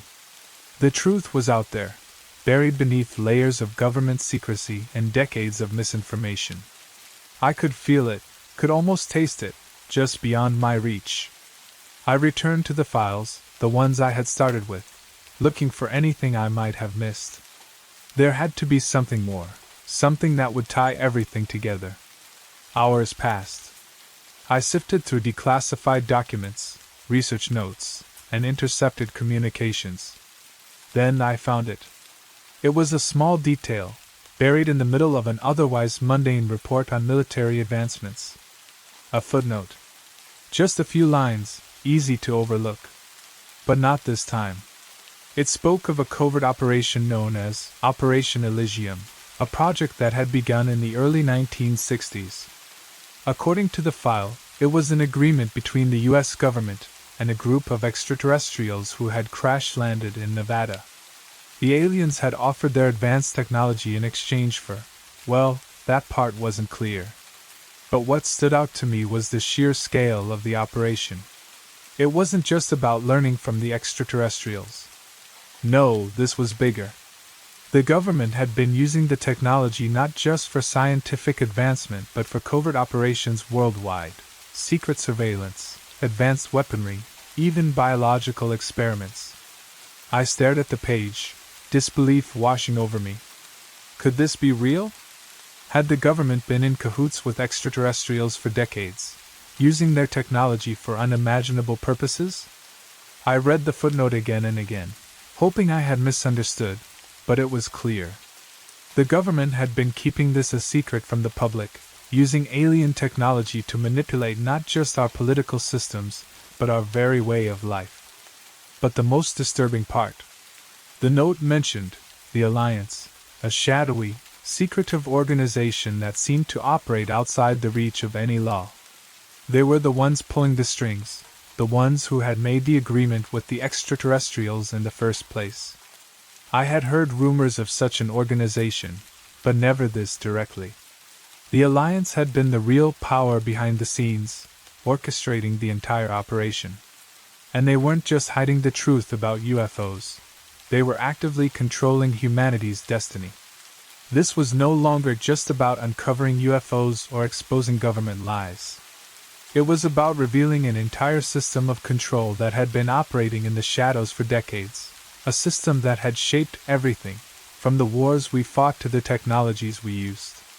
It was all part of the plan, all part of Operation Elysium. I knew I had to get this information out, to make it public, but I also knew that the people I was up against were far more powerful than I could ever imagine. The government, the alliance, they would stop at nothing to keep this secret buried. But I couldn't walk away. Not now. I spent the next few hours compiling everything I had discovered, every document, every piece of evidence, into a report. This wasn't just a conspiracy anymore. This was the truth. The truth about the extraterrestrials, the government's manipulation, and the shadow organization that had been pulling the strings for so long. I was ready to take the next step. But I also knew that by exposing this truth, I would be crossing a line I could never uncross. There was no going back now. I was already in too deep.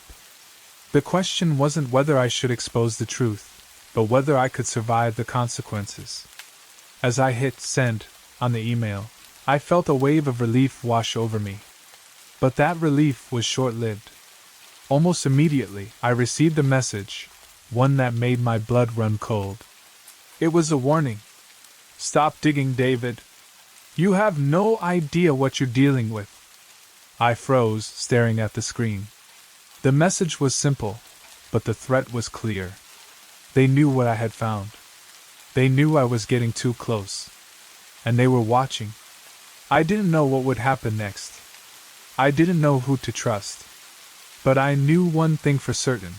I had just uncovered the beginning of the biggest conspiracy in human history, and I was now a part of it. The days that followed the email warning were filled with tension. I could feel the weight of every shadow, every phone call that went unanswered. The silence around me was deafening, and yet I could almost hear the whispers, the low hum of a conspiracy too vast to comprehend. The more I thought about what I had uncovered, the more it gnawed at me. There were still so many pieces of the puzzle left to find, so many questions unanswered. The UFOs weren't just visitors. They were involved in something much deeper, something far beyond our understanding. It wasn't until I received a call from Eleanor Briggs, the former government insider I had met months ago, that I realized just how deep this rabbit hole went. Eleanor had been keeping tabs on my progress, and she had information she hadn't shared before. She called me late one night, her voice urgent. David, you need to come to me. Now. It's about UFOs. You've got it all wrong, she said, her voice trembling. They're not the enemy. They never were. The moment she spoke those words, everything I thought I knew about the UFOs shifted.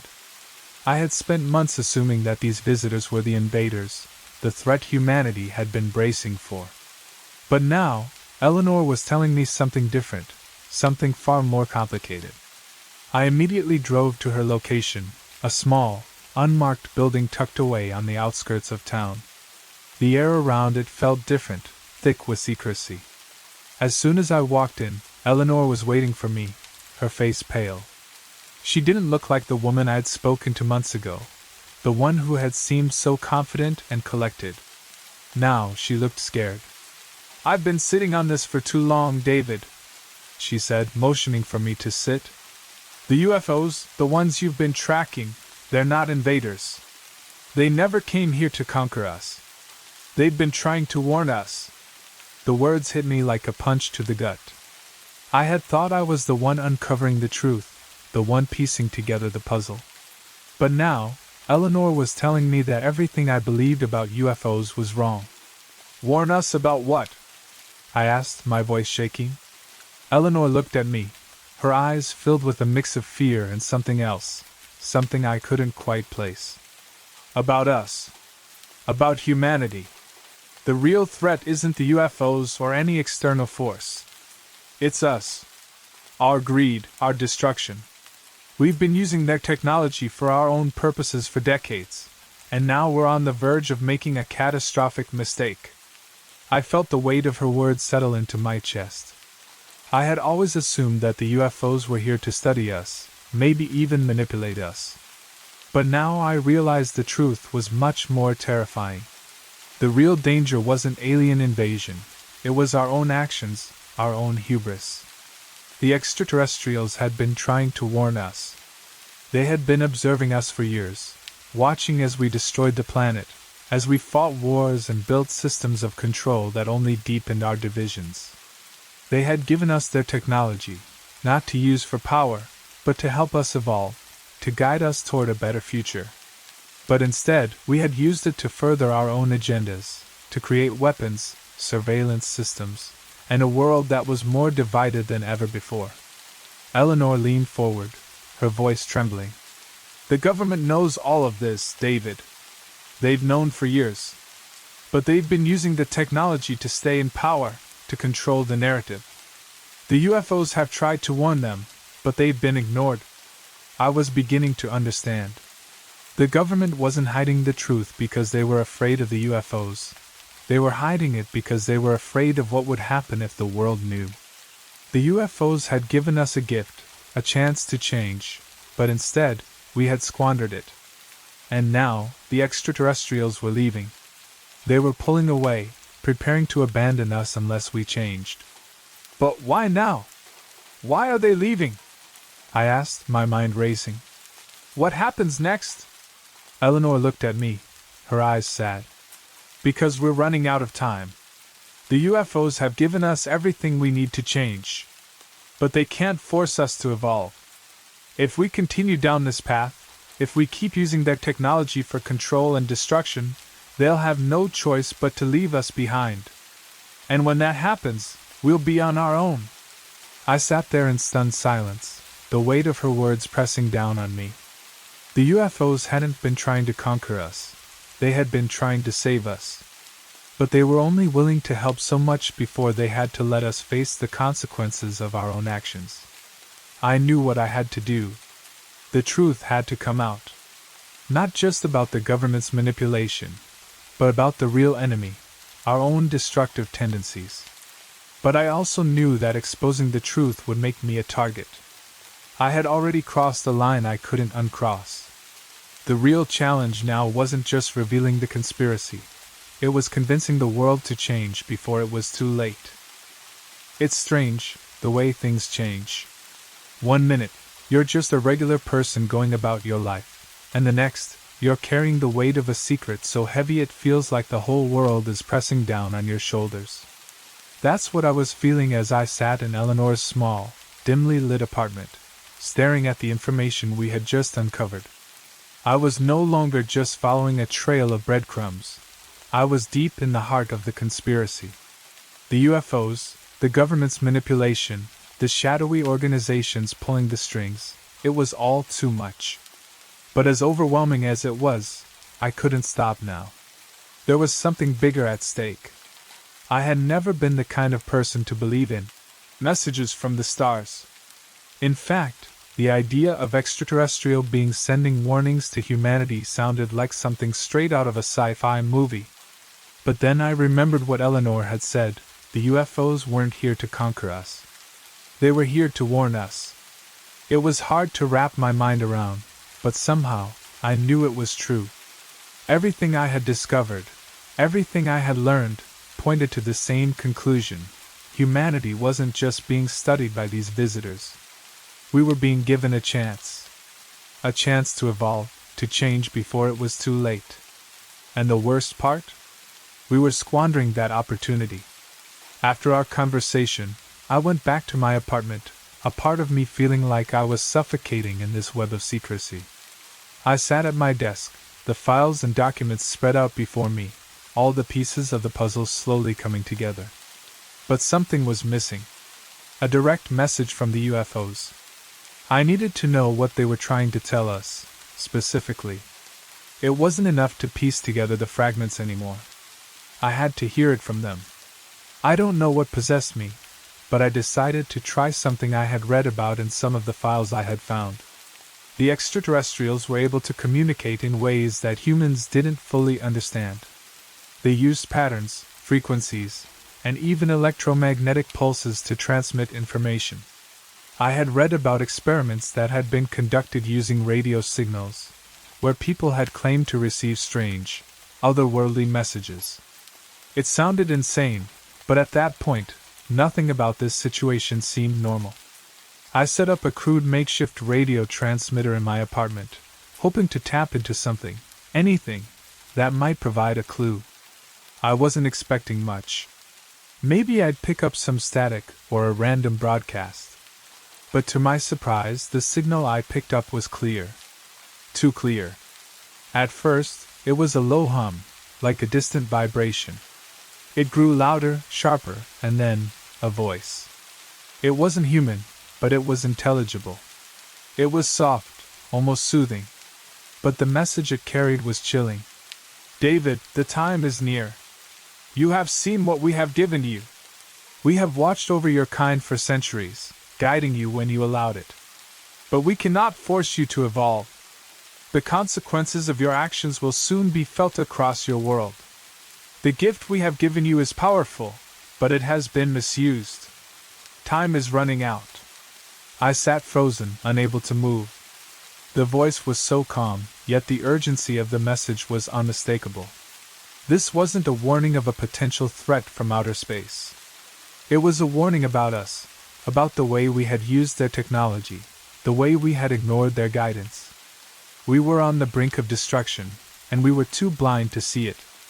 The voice continued. "We will leave soon.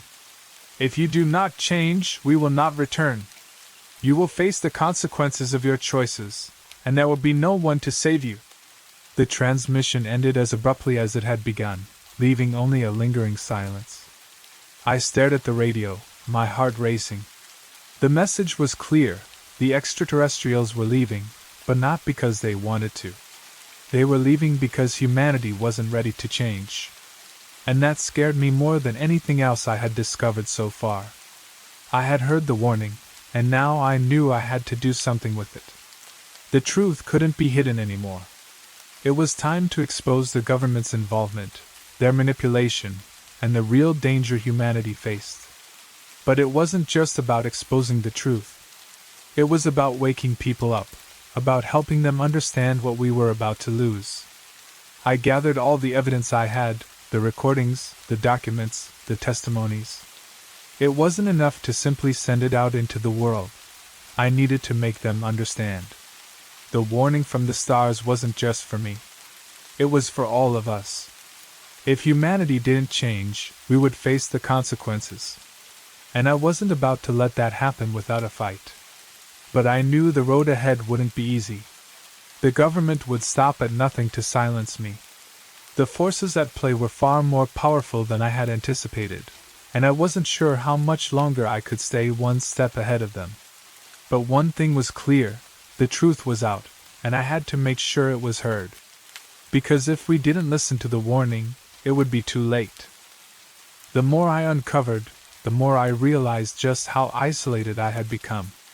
There were few people I could trust now, and every step I took felt like I was walking a fine line between discovery and disaster. But even as the walls closed in, I couldn't turn back. The truth was too important, and I knew that I had to expose the conspiracy, even if it meant risking my life. The extraterrestrial message was clear, and the government's manipulation of their technology had to be stopped. But in the world I was now entangled in, I couldn't do it alone. That's when Eleanor's role became more crucial than ever. She had been quietly following my investigation, keeping track of my findings while also staying under the radar. She understood the stakes, perhaps better than I did, and when she called me one late evening, I knew it was something serious. "David, we need to meet." "No," she said, her voice tight with urgency. "I've found someone who can help us, but it's not going to be easy." I was skeptical. After everything I had been through, after the betrayals and the threats, I wasn't sure who to trust anymore. But I had no choice. I needed help, and if there was even a chance that someone else could bring the puzzle pieces together, I had to take it. We met at a small, dimly lit cafe at the edge of town, neutral ground, where no one would think to look for us. I hadn't seen Eleanor look this tense before. Her eyes darted around the room nervously, constantly checking the entrances as if expecting someone to burst through the door. I could feel it too, something was wrong, and I wasn't sure who was listening. "David, I've been in contact with a few people from the inside," she began, leaning in closer. "I've managed to track down someone who has access to higher-level government intelligence, someone who's been watching this unfold from behind the scenes." I raised an eyebrow. "You've been holding out on me, Eleanor." She smiled faintly, but it didn't reach her eyes. "Not intentionally. I've been trying to protect him. His name is Marcus Finch. He's a former intelligence officer, and he knows a lot more about the government's involvement with extraterrestrial technology than anyone else I've found. But getting to him will be a problem. The moment he helps us, the government will know, and they'll come after him." I wasn't sure what to make of this. A former intelligence officer? That sounded too convenient, too perfect. But at this point, I was desperate. Eleanor was right. If we wanted to make any progress, we needed someone with real knowledge, someone who could tie all the loose ends together. "Where is he now?" I asked, feeling a wave of caution wash over me. "I've set up a meeting. But it's not safe. Marcus has been hiding for months, ever since he stumbled across evidence of the government's true agenda. He knows too much, and that makes him a target. The government wants him silenced," Eleanor explained, her voice low and urgent. "If you want answers, you have to trust me. I'll take you to him, but we need to be careful. I can't guarantee anyone's safety." Her words weighed heavily on me, but I had come too far to turn back now. The more I thought about it, the more I realized that Marcus Finch could be the key to everything, the missing link in this whole conspiracy. "I trust you," I said, my voice steady despite the turmoil in my chest. "Let's do it." The meeting with Marcus took place in the most unlikely of places, a rundown storage facility on the outskirts of the city, away from prying eyes. When we arrived, Eleanor glanced around nervously, as if expecting someone to jump out at us. We walked toward the back of the facility, past rows of old crates and boxes that smelled of mildew and dust. Marcus was waiting for us in a small, dimly lit room at the far end of the building. He looked every bit the part of a former intelligence officer, sharp eyes, tense posture, and a look that told me he had seen too much. But when he spoke, his voice was calm, almost soothing. "Eleanor, David," he greeted us. "I've been expecting you." I studied him carefully, trying to gauge whether he was really who he claimed to be. There was something about his presence that made me uneasy, but I couldn't put my finger on it. After all, I had trusted people before, only to be betrayed. "What do you know about the government's involvement with extraterrestrial technology?" I asked, cutting straight to the point. Marcus glanced at Eleanor, then back at me. "I know a lot more than you think," he said. "And I know that the government has been keeping secrets that could change the world. But it's not just about alien technology, David. It's about control. They've been using that technology to manipulate us, to control us for decades."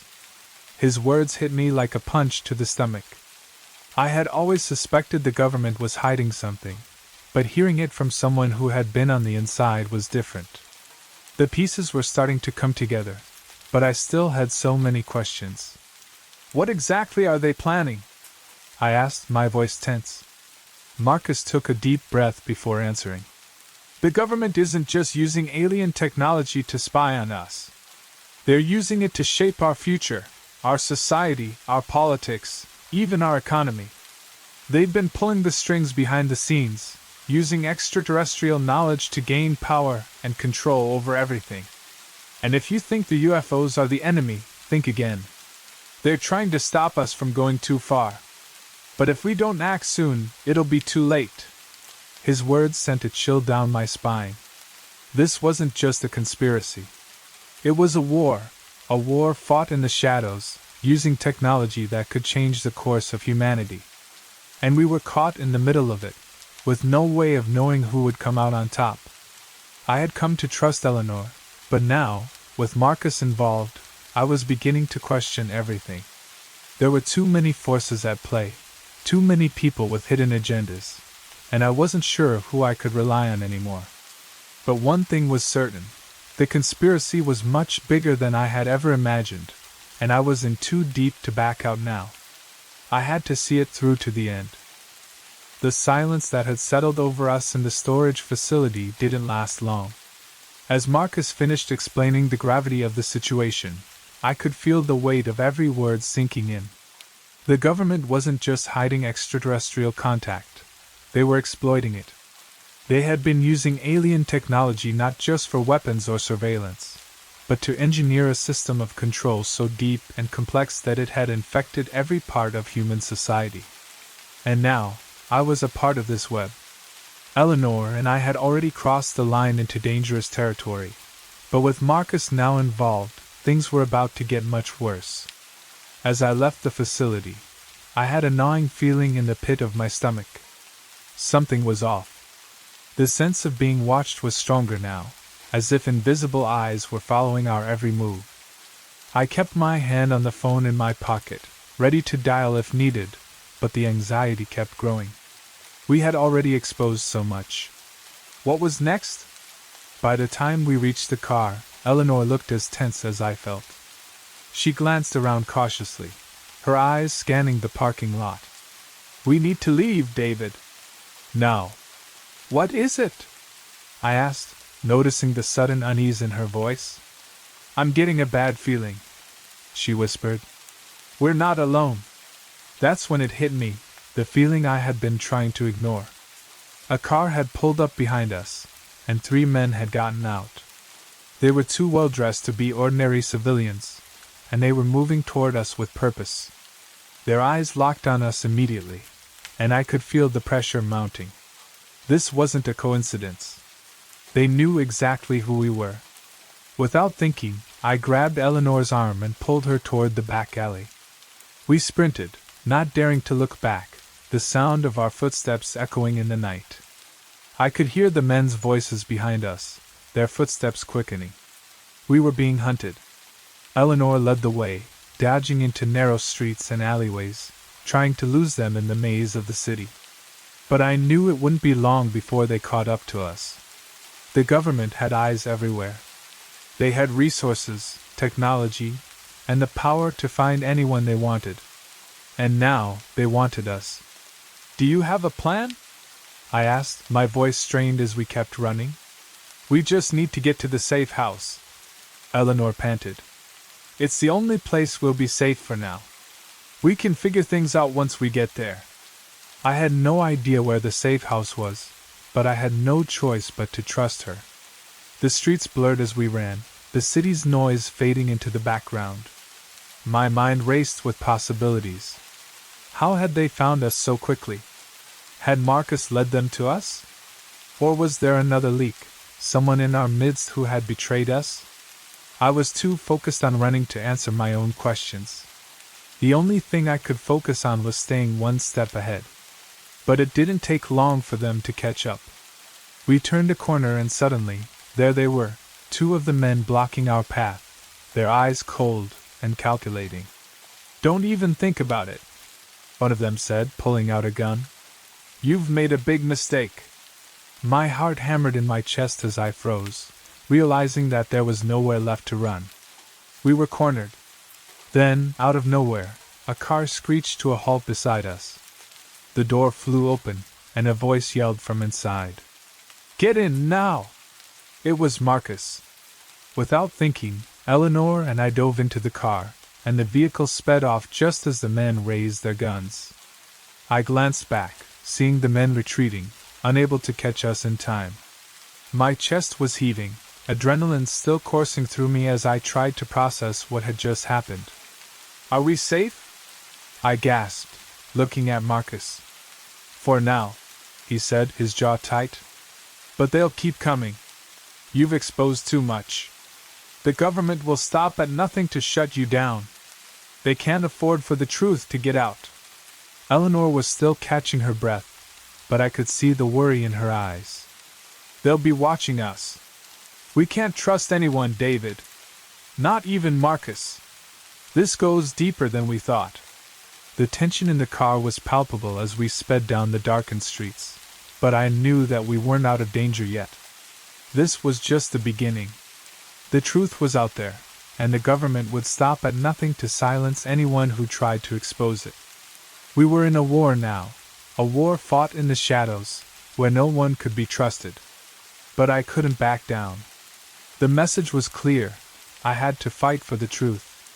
For humanity's future. Where do we go from here? I asked, my voice shaking with determination. Marcus looked over at me, his eyes hard. We keep moving. We'll lay low for a while, but we'll continue the fight.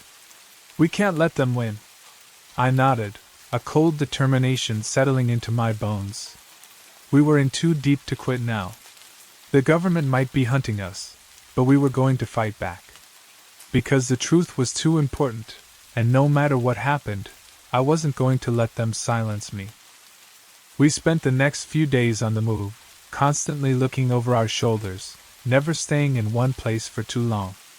Every new location felt like a temporary hiding spot, each one more precarious than the last. The government's reach was vast, and I had a growing sense that they were closing in on us. But despite the constant fear and uncertainty, I knew that the mission couldn't stop now.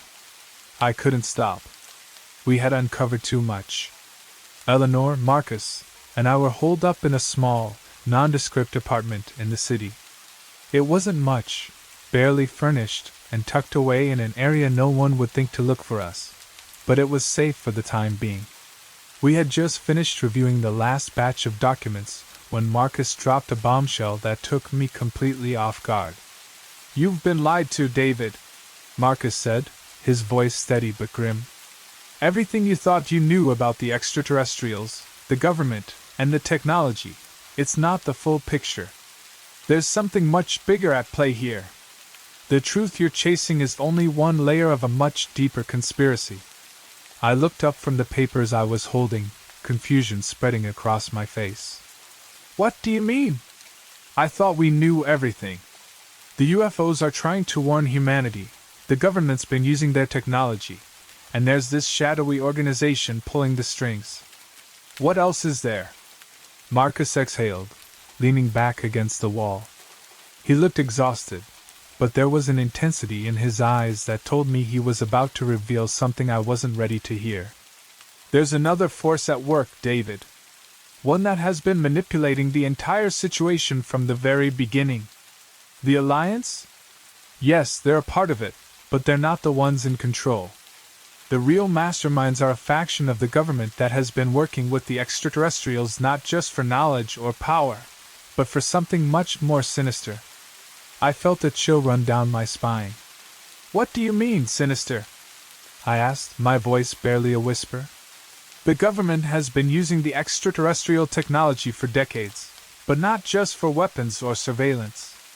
They've been experimenting with it, using it to manipulate and control the human mind. Mind control, David. They've been trying to use the alien technology to control entire populations, to create a new world order. And the UFOs? They've been trying to stop them. They've been trying to warn us, but the government silenced their efforts. I could hardly wrap my mind around what he was saying. Mind control? A new world order? This wasn't just about technology or government cover-ups anymore. This was about the very fabric of our reality, our freedom, our autonomy. The government had been using extraterrestrial technology not only to surveil us but to shape our thoughts, to control our behavior, to manipulate the very core of our society. But why? I asked, my voice tight with disbelief. Why would they do that? Marcus's eyes darkened as he glanced at Eleanor. She didn't say anything, but I could tell she had been aware of this for much longer than I had. She had been involved in this world of secrets and lies long before I came into the picture. They want control. Marcus finally said, his voice low. They want to reshape humanity, to mold it into a form that serves their agenda. And they've been using alien technology to do it. The UFOs gave us the tools to change, to evolve, but the government saw it as a way to strengthen their power, to create a world where they could control everything, from the economy to the way we think. And they've been doing it in secret for decades. I sat back, my mind spinning. The very thing I had been fighting for, the truth, had become even more complicated. The government wasn't just hiding the existence of extraterrestrials. They weren't just using alien technology for warfare or surveillance. They were using it to manipulate the thoughts and actions of millions of people. The extent of their control was beyond anything I had imagined. Where do we go from here? I asked, finally breaking the silence. Marcus sighed, rubbing his temples. We expose them. We get the truth out, not just about the UFOs, but about what they've been doing with their technology. We can't just focus on the aliens. We have to show the world what the government has been doing to us, to our minds. We have to stop this manipulation before it's too late. Eleanor nodded in agreement, her face grim. But we're not just up against the government anymore. We're up against the very people who have been manipulating everything from behind the scenes. We've been walking into their trap for so long that now we're their targets. They won't stop until they silence us. I stared at both of them, the weight of this situation sinking in. The truth was far darker than I had ever imagined, and the people behind this conspiracy were far more dangerous than I had realized. But now that I knew what was really at stake, I couldn't back down. The stakes were higher than ever, and if we didn't act quickly, we were all in serious danger. The world had to know the truth, no matter the cost. We need to move fast, I said, standing up. We can't let them control the narrative. The world needs to know what's really going on. Marcus stood as well, his expression hardening. Agreed. But we have to be smart. We need the right evidence, and we need to make sure it's untraceable. The government has eyes everywhere. We can't afford any mistakes. As we set our plans in motion, a new urgency filled the air. We were no longer just uncovering a conspiracy. We were fighting for humanity's future. The stakes had never been higher, and the enemies we were up against were far more dangerous than we could have imagined. But we couldn't stop now. The truth had to come out. The revelation had hit me like a freight train, and now I could feel the tension crackling in the air around us. Everything I thought I understood about this world, the government, the extraterrestrials, even my own place in it, was rapidly unraveling. The truth was far darker, more complicated, than I could ever have imagined. But even as the web of secrets deepened, there was one thing I had come to understand. The UFOs had been trying to warn humanity for years. And now, with every new discovery I made, the urgency of their warning felt more and more imminent. We couldn't afford to waste time. The clock was ticking. Marcus, Eleanor, and I had been meeting in secret for days, planning our next move. We were getting closer, piece by piece, to exposing the full extent of the government's manipulation and the use of extraterrestrial technology. But there was one part of the puzzle that still eluded me, the true purpose of the extraterrestrials' visitations. They weren't just here to observe or warn. They were here for something far more critical. As I sat in the small, dimly lit apartment that had become our temporary headquarters, I pored over the documents we had uncovered. My eyes kept drifting to the encrypted messages I had found buried deep within the government's archives. These weren't just intercepted communications, they were direct transmissions between the extraterrestrials and key government officials. And as I deciphered them, it became clear that these beings weren't just watching us. They knew what we were capable of, and what we were headed toward. The messages were crystal clear. The extraterrestrials had been trying to prevent a catastrophe that we were on the verge of creating. I looked up from the papers, meeting Marcus's gaze. They knew, didn't they? The UFOs, they knew we were heading toward our own destruction. Marcus nodded slowly. Yes. From the beginning. They've been observing us for centuries, not just to learn about our culture or our technology, but to warn us. They've seen the trajectory we're on, the way we're destroying the planet, the way we're escalating conflicts, the way we've manipulated science for power. They've been trying to guide us, but we've ignored them. And now, it's almost too late. The weight of his words settled heavily in the room. The more I thought about it, the more I realized how true it was. Humanity had been given the tools to change, to evolve.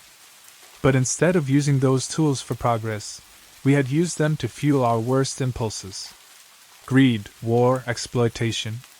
And the worst part? We had been given the answers, the solutions, but we hadn't listened.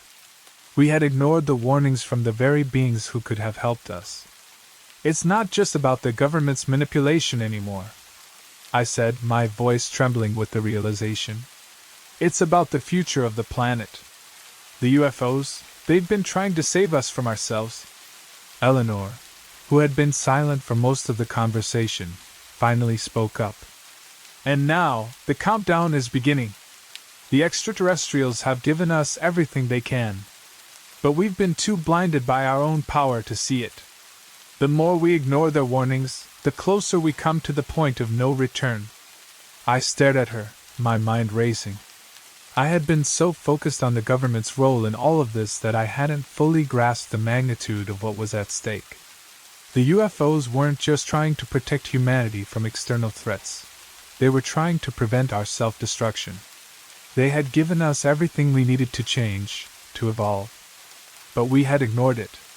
We had taken the gift and twisted it to our own ends. We can't let this happen, I said, my voice firm with newfound determination. We have to expose everything. The government's lies, the manipulation, the way they've been using extraterrestrial technology to control us. But more than that, we have to show the world the truth about what the UFOs have been trying to tell us. We need to wake them up before it's too late. Marcus looked at me, his face grave. It's not going to be easy. The people in power won't let go of that control without a fight.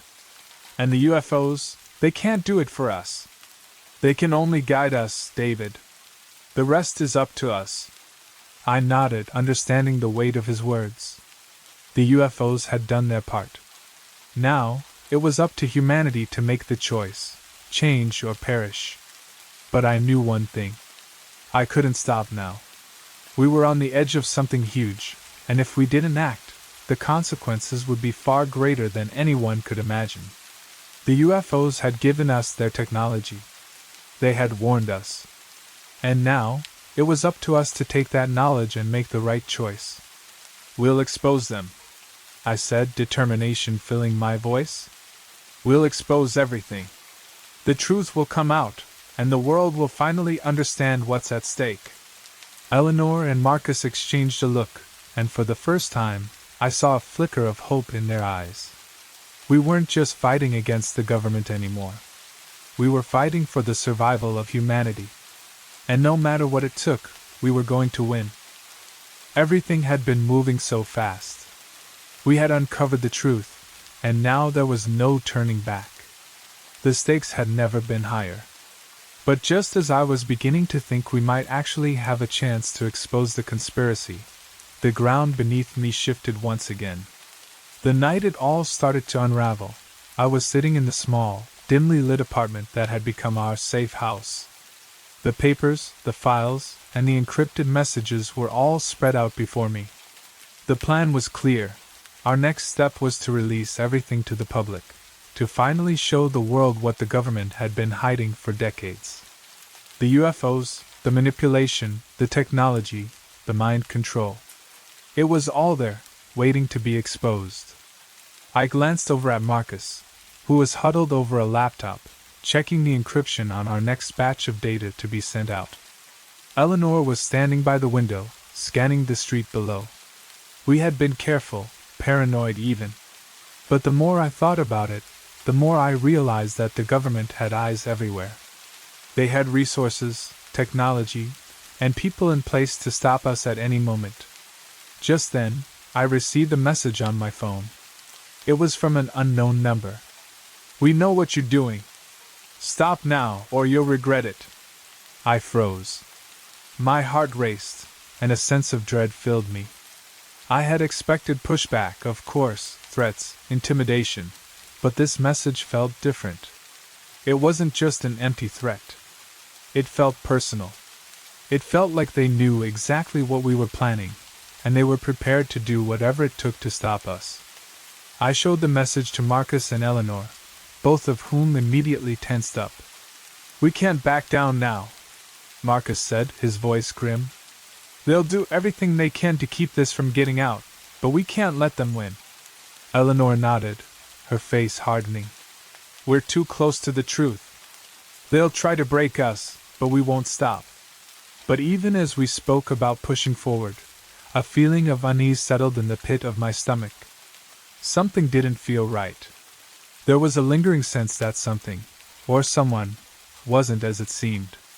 We had all been working together, but in the back of my mind, I couldn't shake the feeling that one of us wasn't as loyal as they appeared to be. A knock at the door broke my train of thought. "Stay here," I whispered to Marcus and Eleanor. I moved cautiously toward the door, peering through the peephole. My heart skipped a beat when I saw who was standing outside. It was Alex, a contact we had been working with, someone who had promised to help us distribute the data we had uncovered. Alex had been a key player in our plan to get the truth into the hands of the public, and I had trusted him completely. But now, as I looked at him through the peephole, something felt off. He was looking around nervously, as if expecting someone to be following him. He seemed out of place. The confident, reliable man I had known was gone, replaced by someone who seemed unsure, even scared. I opened the door cautiously. "David," Alex said, his voice shaking. "We need to talk. It's not safe here. You're in way over your head." I didn't trust him. Not anymore. I had trusted Alex implicitly, but the message we had received moments earlier, "We know what you're doing. Stop now," echoed in my mind. I couldn't ignore the feeling that he was somehow involved in the threat we were facing. "What's going on, Alex?" I asked, my voice low and controlled. "What are you really here for?" His eyes darted around nervously. "David, you don't understand. The government, they've been watching everything. I wasn't supposed to be a part of this. I didn't know it would go this far." He paused, swallowing hard. "I was just trying to protect myself." The words hit me like a punch in the stomach. I could feel my heart racing. Alex wasn't the ally I thought he was. He had been compromised, manipulated, or maybe he had been working for the other side all along. The truth was too dangerous for anyone to stay neutral, and it looked like Alex had made his choice. Before I could react, Eleanor and Marcus appeared behind me. They had heard enough to know something was wrong. "David, we need to get out of here," Marcus said, his voice tight. "They've already found us." Alex turned, his expression one of pure fear. "I didn't want this, but it's too late. The government, they know everything. You're being hunted." I stood frozen for a moment, the betrayal sinking in. Everything we had worked for, everything we had uncovered, had been leading to this moment. I felt my breath catch in my throat as I realized that this wasn't just a conspiracy anymore. It was a full-blown war, and now we were caught in the middle of it. "I never meant to hurt you," Alex said, his voice barely above a whisper. "But they're coming. They're going to take all of you down. I had no choice." In that moment, I knew what I had to do. I couldn't trust Alex anymore. I couldn't trust anyone outside of our small group. The government had infiltrated everything, and now, the only way to survive was to cut all ties and keep moving. Trust was a luxury I couldn't afford. "Get out of here, Alex," I said, my voice firm. "And don't come back." The look in his eyes was one of desperation and fear. But it was too late. He had made his choice, and I had to make mine. As Alex turned and fled into the night, I felt the weight of the betrayal settle over me. I had been naive to think we could trust anyone. But now, there was no time for hesitation. We had to finish what we started, and we had to do it fast, before the government caught up to us. The betrayal hit harder than I had anticipated. For weeks, I had trusted Alex, relied on him as a vital part of our plan to expose the truth. But now, with the door slammed shut behind him, the reality set in. He had been playing both sides. What had once seemed like a straightforward mission had now become a deadly game of cat and mouse, and the stakes had never been higher. I stared at the door, the sound of Alex's retreating footsteps still echoing in my mind. The sense of betrayal was overwhelming, but there was no time to wallow in it. We had a job to do, and now it was more critical than ever. The truth needed to come out, and we were the only ones who could make it happen. Eleanor and Marcus stood beside me, their expressions grim. Eleanor, ever the pragmatist, was the first to speak. "We can't afford to trust anyone outside of this room," she said, her voice steady. "The government is moving fast. They've got their eyes on us, and we've got to move even faster." Marcus nodded, his jaw set with determination. "We've got the evidence. It's time to make it public. No more secrets. No more games." I looked down at the stack of files on the table, the culmination of everything we had discovered over the past few months. The documents, the encrypted messages, the recordings of UFO transmissions, everything was ready to be exposed. The world needed to see it, to understand the depth of the government's manipulation, to understand the true role of the extraterrestrials. I picked up the first document, a piece of evidence that would forever change the narrative. The government had known about extraterrestrial contact for decades, and they had used that knowledge to not only advance their own technology but also to control the masses. The messages between the UFOs and government officials were chilling, proof that the extraterrestrials had been warning humanity, urging us to change before it was too late. "The truth is in these files," I said, more to myself than to anyone else. "It's all here. We can end this." But even as I spoke those words, I couldn't shake the feeling that we were being watched. Every step we took felt like a step closer to the inevitable confrontation. The government wasn't going to let this go. They had too much to lose. Eleanor noticed my hesitation and gave me a pointed look. "We can't hesitate now, David. The longer we wait, the more they have time to cover their tracks. We need to act, and we need to act fast." I knew she was right. The files we had, these weren't just pieces of paper. They were the keys to exposing one of the greatest conspiracies in human history. But the question remained, how could we get this information out without the government stopping us? "We've got one shot at this," Marcus said, his voice tight. "We've got to make it count." I took a deep breath, the weight of the decision pressing down on me. I knew what I had to do. We couldn't just release the files and hope for the best. We had to go public, to make a statement so loud that the world couldn't ignore it. "We'll send it to the press," I said finally. "But not just any press. We'll release it to the independent journalists, the ones who aren't afraid to tell the truth, the ones who can't be silenced by the government." Eleanor nodded. "We'll get it out there, and once it's out, there's no turning back. The government will have no choice but to respond." I felt the familiar rush of adrenaline as we set our plan into motion. The fear, the doubt, the uncertainty, none of it mattered anymore. This was our moment, and we weren't going to let it slip away. As I typed up the final draft of the message that would go with the files, I couldn't help but think about everything that had led to this point. The UFOs weren't just visitors from another world. They were messengers, trying to guide humanity toward a better future.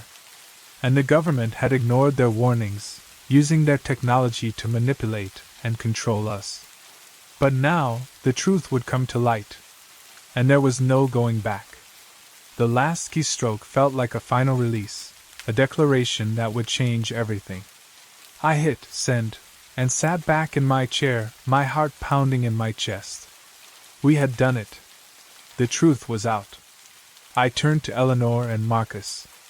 It's done. The world will know. For a moment, everything felt still.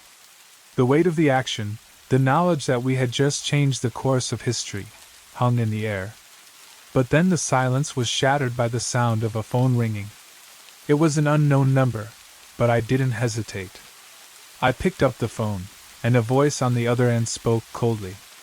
"David Collins," the voice said, "you've made a grave mistake. You've exposed the truth, and now there will be consequences. You've crossed a line that can't be uncrossed."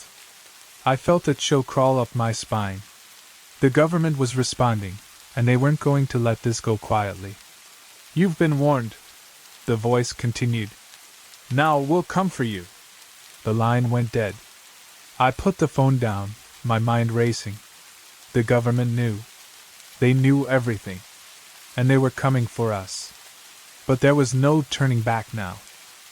The phone call had left me shaken, my mind racing with the implications. The government knew everything. Our plan to expose them, to reveal the truth about their manipulation and the extraterrestrials' warnings, was already in motion. But now, with that cryptic message, the threat has become real. The shadows that had been following us for so long were no longer distant whispers. They were closing in. And the worst part? It wasn't just the government that we had to worry about anymore. Eleanor and Marcus were silent as I sat there, absorbing the weight of the phone call.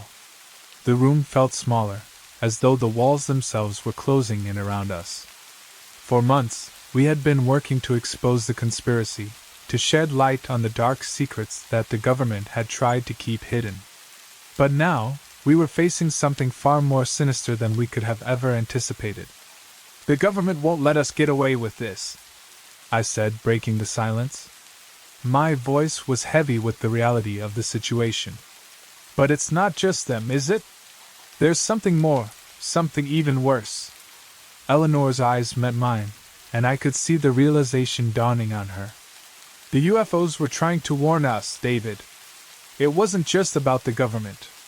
The extraterrestrials, they were warning us about the greatest threat humanity faces, ourselves." Marcus nodded grimly. "We're not just dealing with a group of corrupt officials or shadow organizations. The real enemy is the system we've built. The government is just a symptom of a much larger issue. Humanity is the greatest threat to itself. We've been given the tools to evolve, to change, but instead, we've used them to destroy our planet, to enslave ourselves to power, greed, and control. And now we're paying the price." I felt a cold chill run through me as I absorbed his words. The extraterrestrials had been trying to guide us, to offer us a chance to change, to break free from the destructive cycle we had created. But instead of listening, we had used their technology for our own ends, advancing weapons, surveillance systems, and social control mechanisms. We had turned their gifts into instruments of oppression, and now, the consequences were catching up with us. "We've reached a tipping point," Marcus continued, his voice hard with conviction. "The UFOs are leaving, David. They're pulling back because they know we're not ready. Humanity is on the brink of destroying itself, and we're standing in the middle of it all. It's up to us to stop it, to wake people up before it's too late." The gravity of the situation settled over me like a weight. The government wasn't the ultimate threat. The real danger wasn't the conspiracy or the extraterrestrials' hidden technology. The true enemy was the world we had created, one of division, manipulation, and greed. We had been given the chance to change, to evolve, but instead, we had squandered it. And now, we were staring into the abyss, facing the consequences of our actions. But there was still hope. There had to be. "We can still change," I said, my voice filled with determination. "We've exposed the truth. Now we have to get people to listen. We have to show them the dangers of the path we're on and give them the chance to change before it's too late." Eleanor looked at me, her expression resolute. "You're right. The truth is out there. But it's not enough to just expose the government's lies. We need to show the world the bigger picture. We need to show them the system that's been holding them back, the forces that have been controlling them from the shadows. If we can get enough people to understand, to rise up and demand change, we might still have a chance. Marcus's voice echoed Eleanor's. But it's not going to be easy. The forces we're up against are powerful, and they won't stop until they've silenced us. But we can't let them win. We have to push forward, no matter the cost. I nodded, feeling the weight of our mission pressing down on me. The battle wasn't just about exposing the truth. It was about reshaping the world itself. It was about breaking free from the chains that had been placed on us, and guiding humanity toward a future where we could live in harmony with the world, not in opposition to it. We have to take the next step, I said, my voice steady with resolve. We've gathered the evidence. Now we need to go public. We need to push this into the mainstream, into every corner of the world. We need to make the people see the truth, and we need to make them understand what's at stake. But as the words left my mouth, I couldn't shake the feeling that we were running out of time. The government wasn't going to let this go without a fight. And the closer we got to exposing the truth, the more dangerous the situation became. The UFOs had given us the chance to evolve. But now, humanity's future hung in the balance. The path we took from here would determine whether we lived or destroyed ourselves. It was time to act. And we weren't going to back down. The days leading up to the release of the files felt like a whirlwind of preparation, fear, and anticipation. The weight of what we were about to do pressed on me at every moment. We had collected all the evidence, everything that proved the government's manipulation, their secret dealings with the extraterrestrials, and their use of alien technology to control humanity. We had the power to expose the truth, but we also knew the risks. The government would stop at nothing to keep this hidden. And once the truth came out, the world would never be the same. Eleanor, Marcus, and I spent every waking hour finalizing the plan. We had chosen the independent journalists who would receive the files, people who had a track record of exposing corruption and who wouldn't be easily intimidated by the government's tactics. We knew the moment we released the information, the government would come after us with everything they had. But we had no choice. We had to move forward. It was a cold, rainy evening when we made the final decision to send everything out. I sat at the computer, my fingers hovering over the keyboard as I prepared the email that would change everything. The files were encrypted and ready to be sent to the journalists. All we had to do was press send. I glanced over at Marcus and Eleanor, both of them standing silently beside me. Their faces were a mixture of determination and anxiety, but there was a shared understanding between us. We had crossed a line, and there was no going back. We're doing the right thing, I said, more to reassure myself than anyone else. The world needs to know this. Marcus nodded, his voice steady. We've come too far to back down now. This is bigger than us. It's about humanity's future. Eleanor gave a small, tight smile. We've exposed the lies. Now, we just need to make sure the world hears the truth. I took a deep breath and clicked the button. The files were sent. The truth was out. As soon as I hit send, a wave of relief washed over me, followed by an immediate sense of dread. The information was now in the hands of the public. There was no turning back. I knew the government would respond, and I had no idea how far they would go to stop this. But at that moment, I realized that we had done what we set out to do. We had exposed the conspiracy. We had shown the world the truth. And now, humanity had a choice: evolve, or continue down the path of destruction. The next few hours felt like an eternity. The three of us stayed huddled in the apartment, watching the news and waiting for the first signs that the story had broken. The media was quick to pick up on the leaked files. Independent journalists began reporting on the massive government cover-up, the use of extraterrestrial technology, and the dark truth about how humanity had been manipulated for decades. But just as quickly as the news broke, the government's response came. The media was flooded with denials, disinformation, and accusations. They claimed the files were a hoax, that the journalists were spreading lies, and that the people involved in the leak were enemies of the state. The government wasn't about to let the truth change the narrative. They had too much power to lose. As the government scrambled to control the damage, the public reaction was mixed. There were those who couldn't believe the truth, those who refused to accept the idea that the government had been manipulating them for so long. But there were others, thousands, millions, who saw the files and recognized the truth. They had been living in a world built on lies, and now they had the evidence to prove it. Protests erupted across the world. People began questioning everything, their governments, their leaders, the systems that had been in place for centuries. For the first time in history, there was a global movement of people demanding transparency, demanding change, demanding accountability. The truth had set the world on fire, and there was no turning back. But even as the world began to wake up, I couldn't shake the feeling that the battle was far from over. The government had resources, power, and a network of people who would stop at nothing to maintain control. The truth had come out, but the war for humanity's future was just beginning. Eleanor, Marcus, and I sat in the apartment, watching the world change before our eyes. The first steps toward a new world were being taken, but there was still much work to be done. We had exposed the lies, but the real challenge was in how humanity would respond. Would they choose to evolve? Or would they continue down the same destructive path?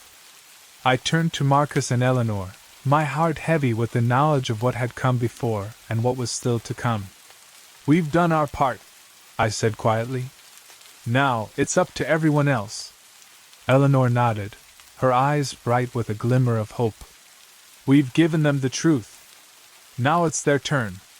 Marcus placed a hand on my shoulder, a silent gesture of solidarity. "We've shown them the way. Now we just have to hope they're ready to follow." As I looked out the window, watching the world change, I knew one thing for certain: we had changed everything. The truth was out. Humanity had been given a choice, and now it was up to them to decide what kind of future they wanted. And as for me, I had done my part. No matter what came next, I would stand by the truth.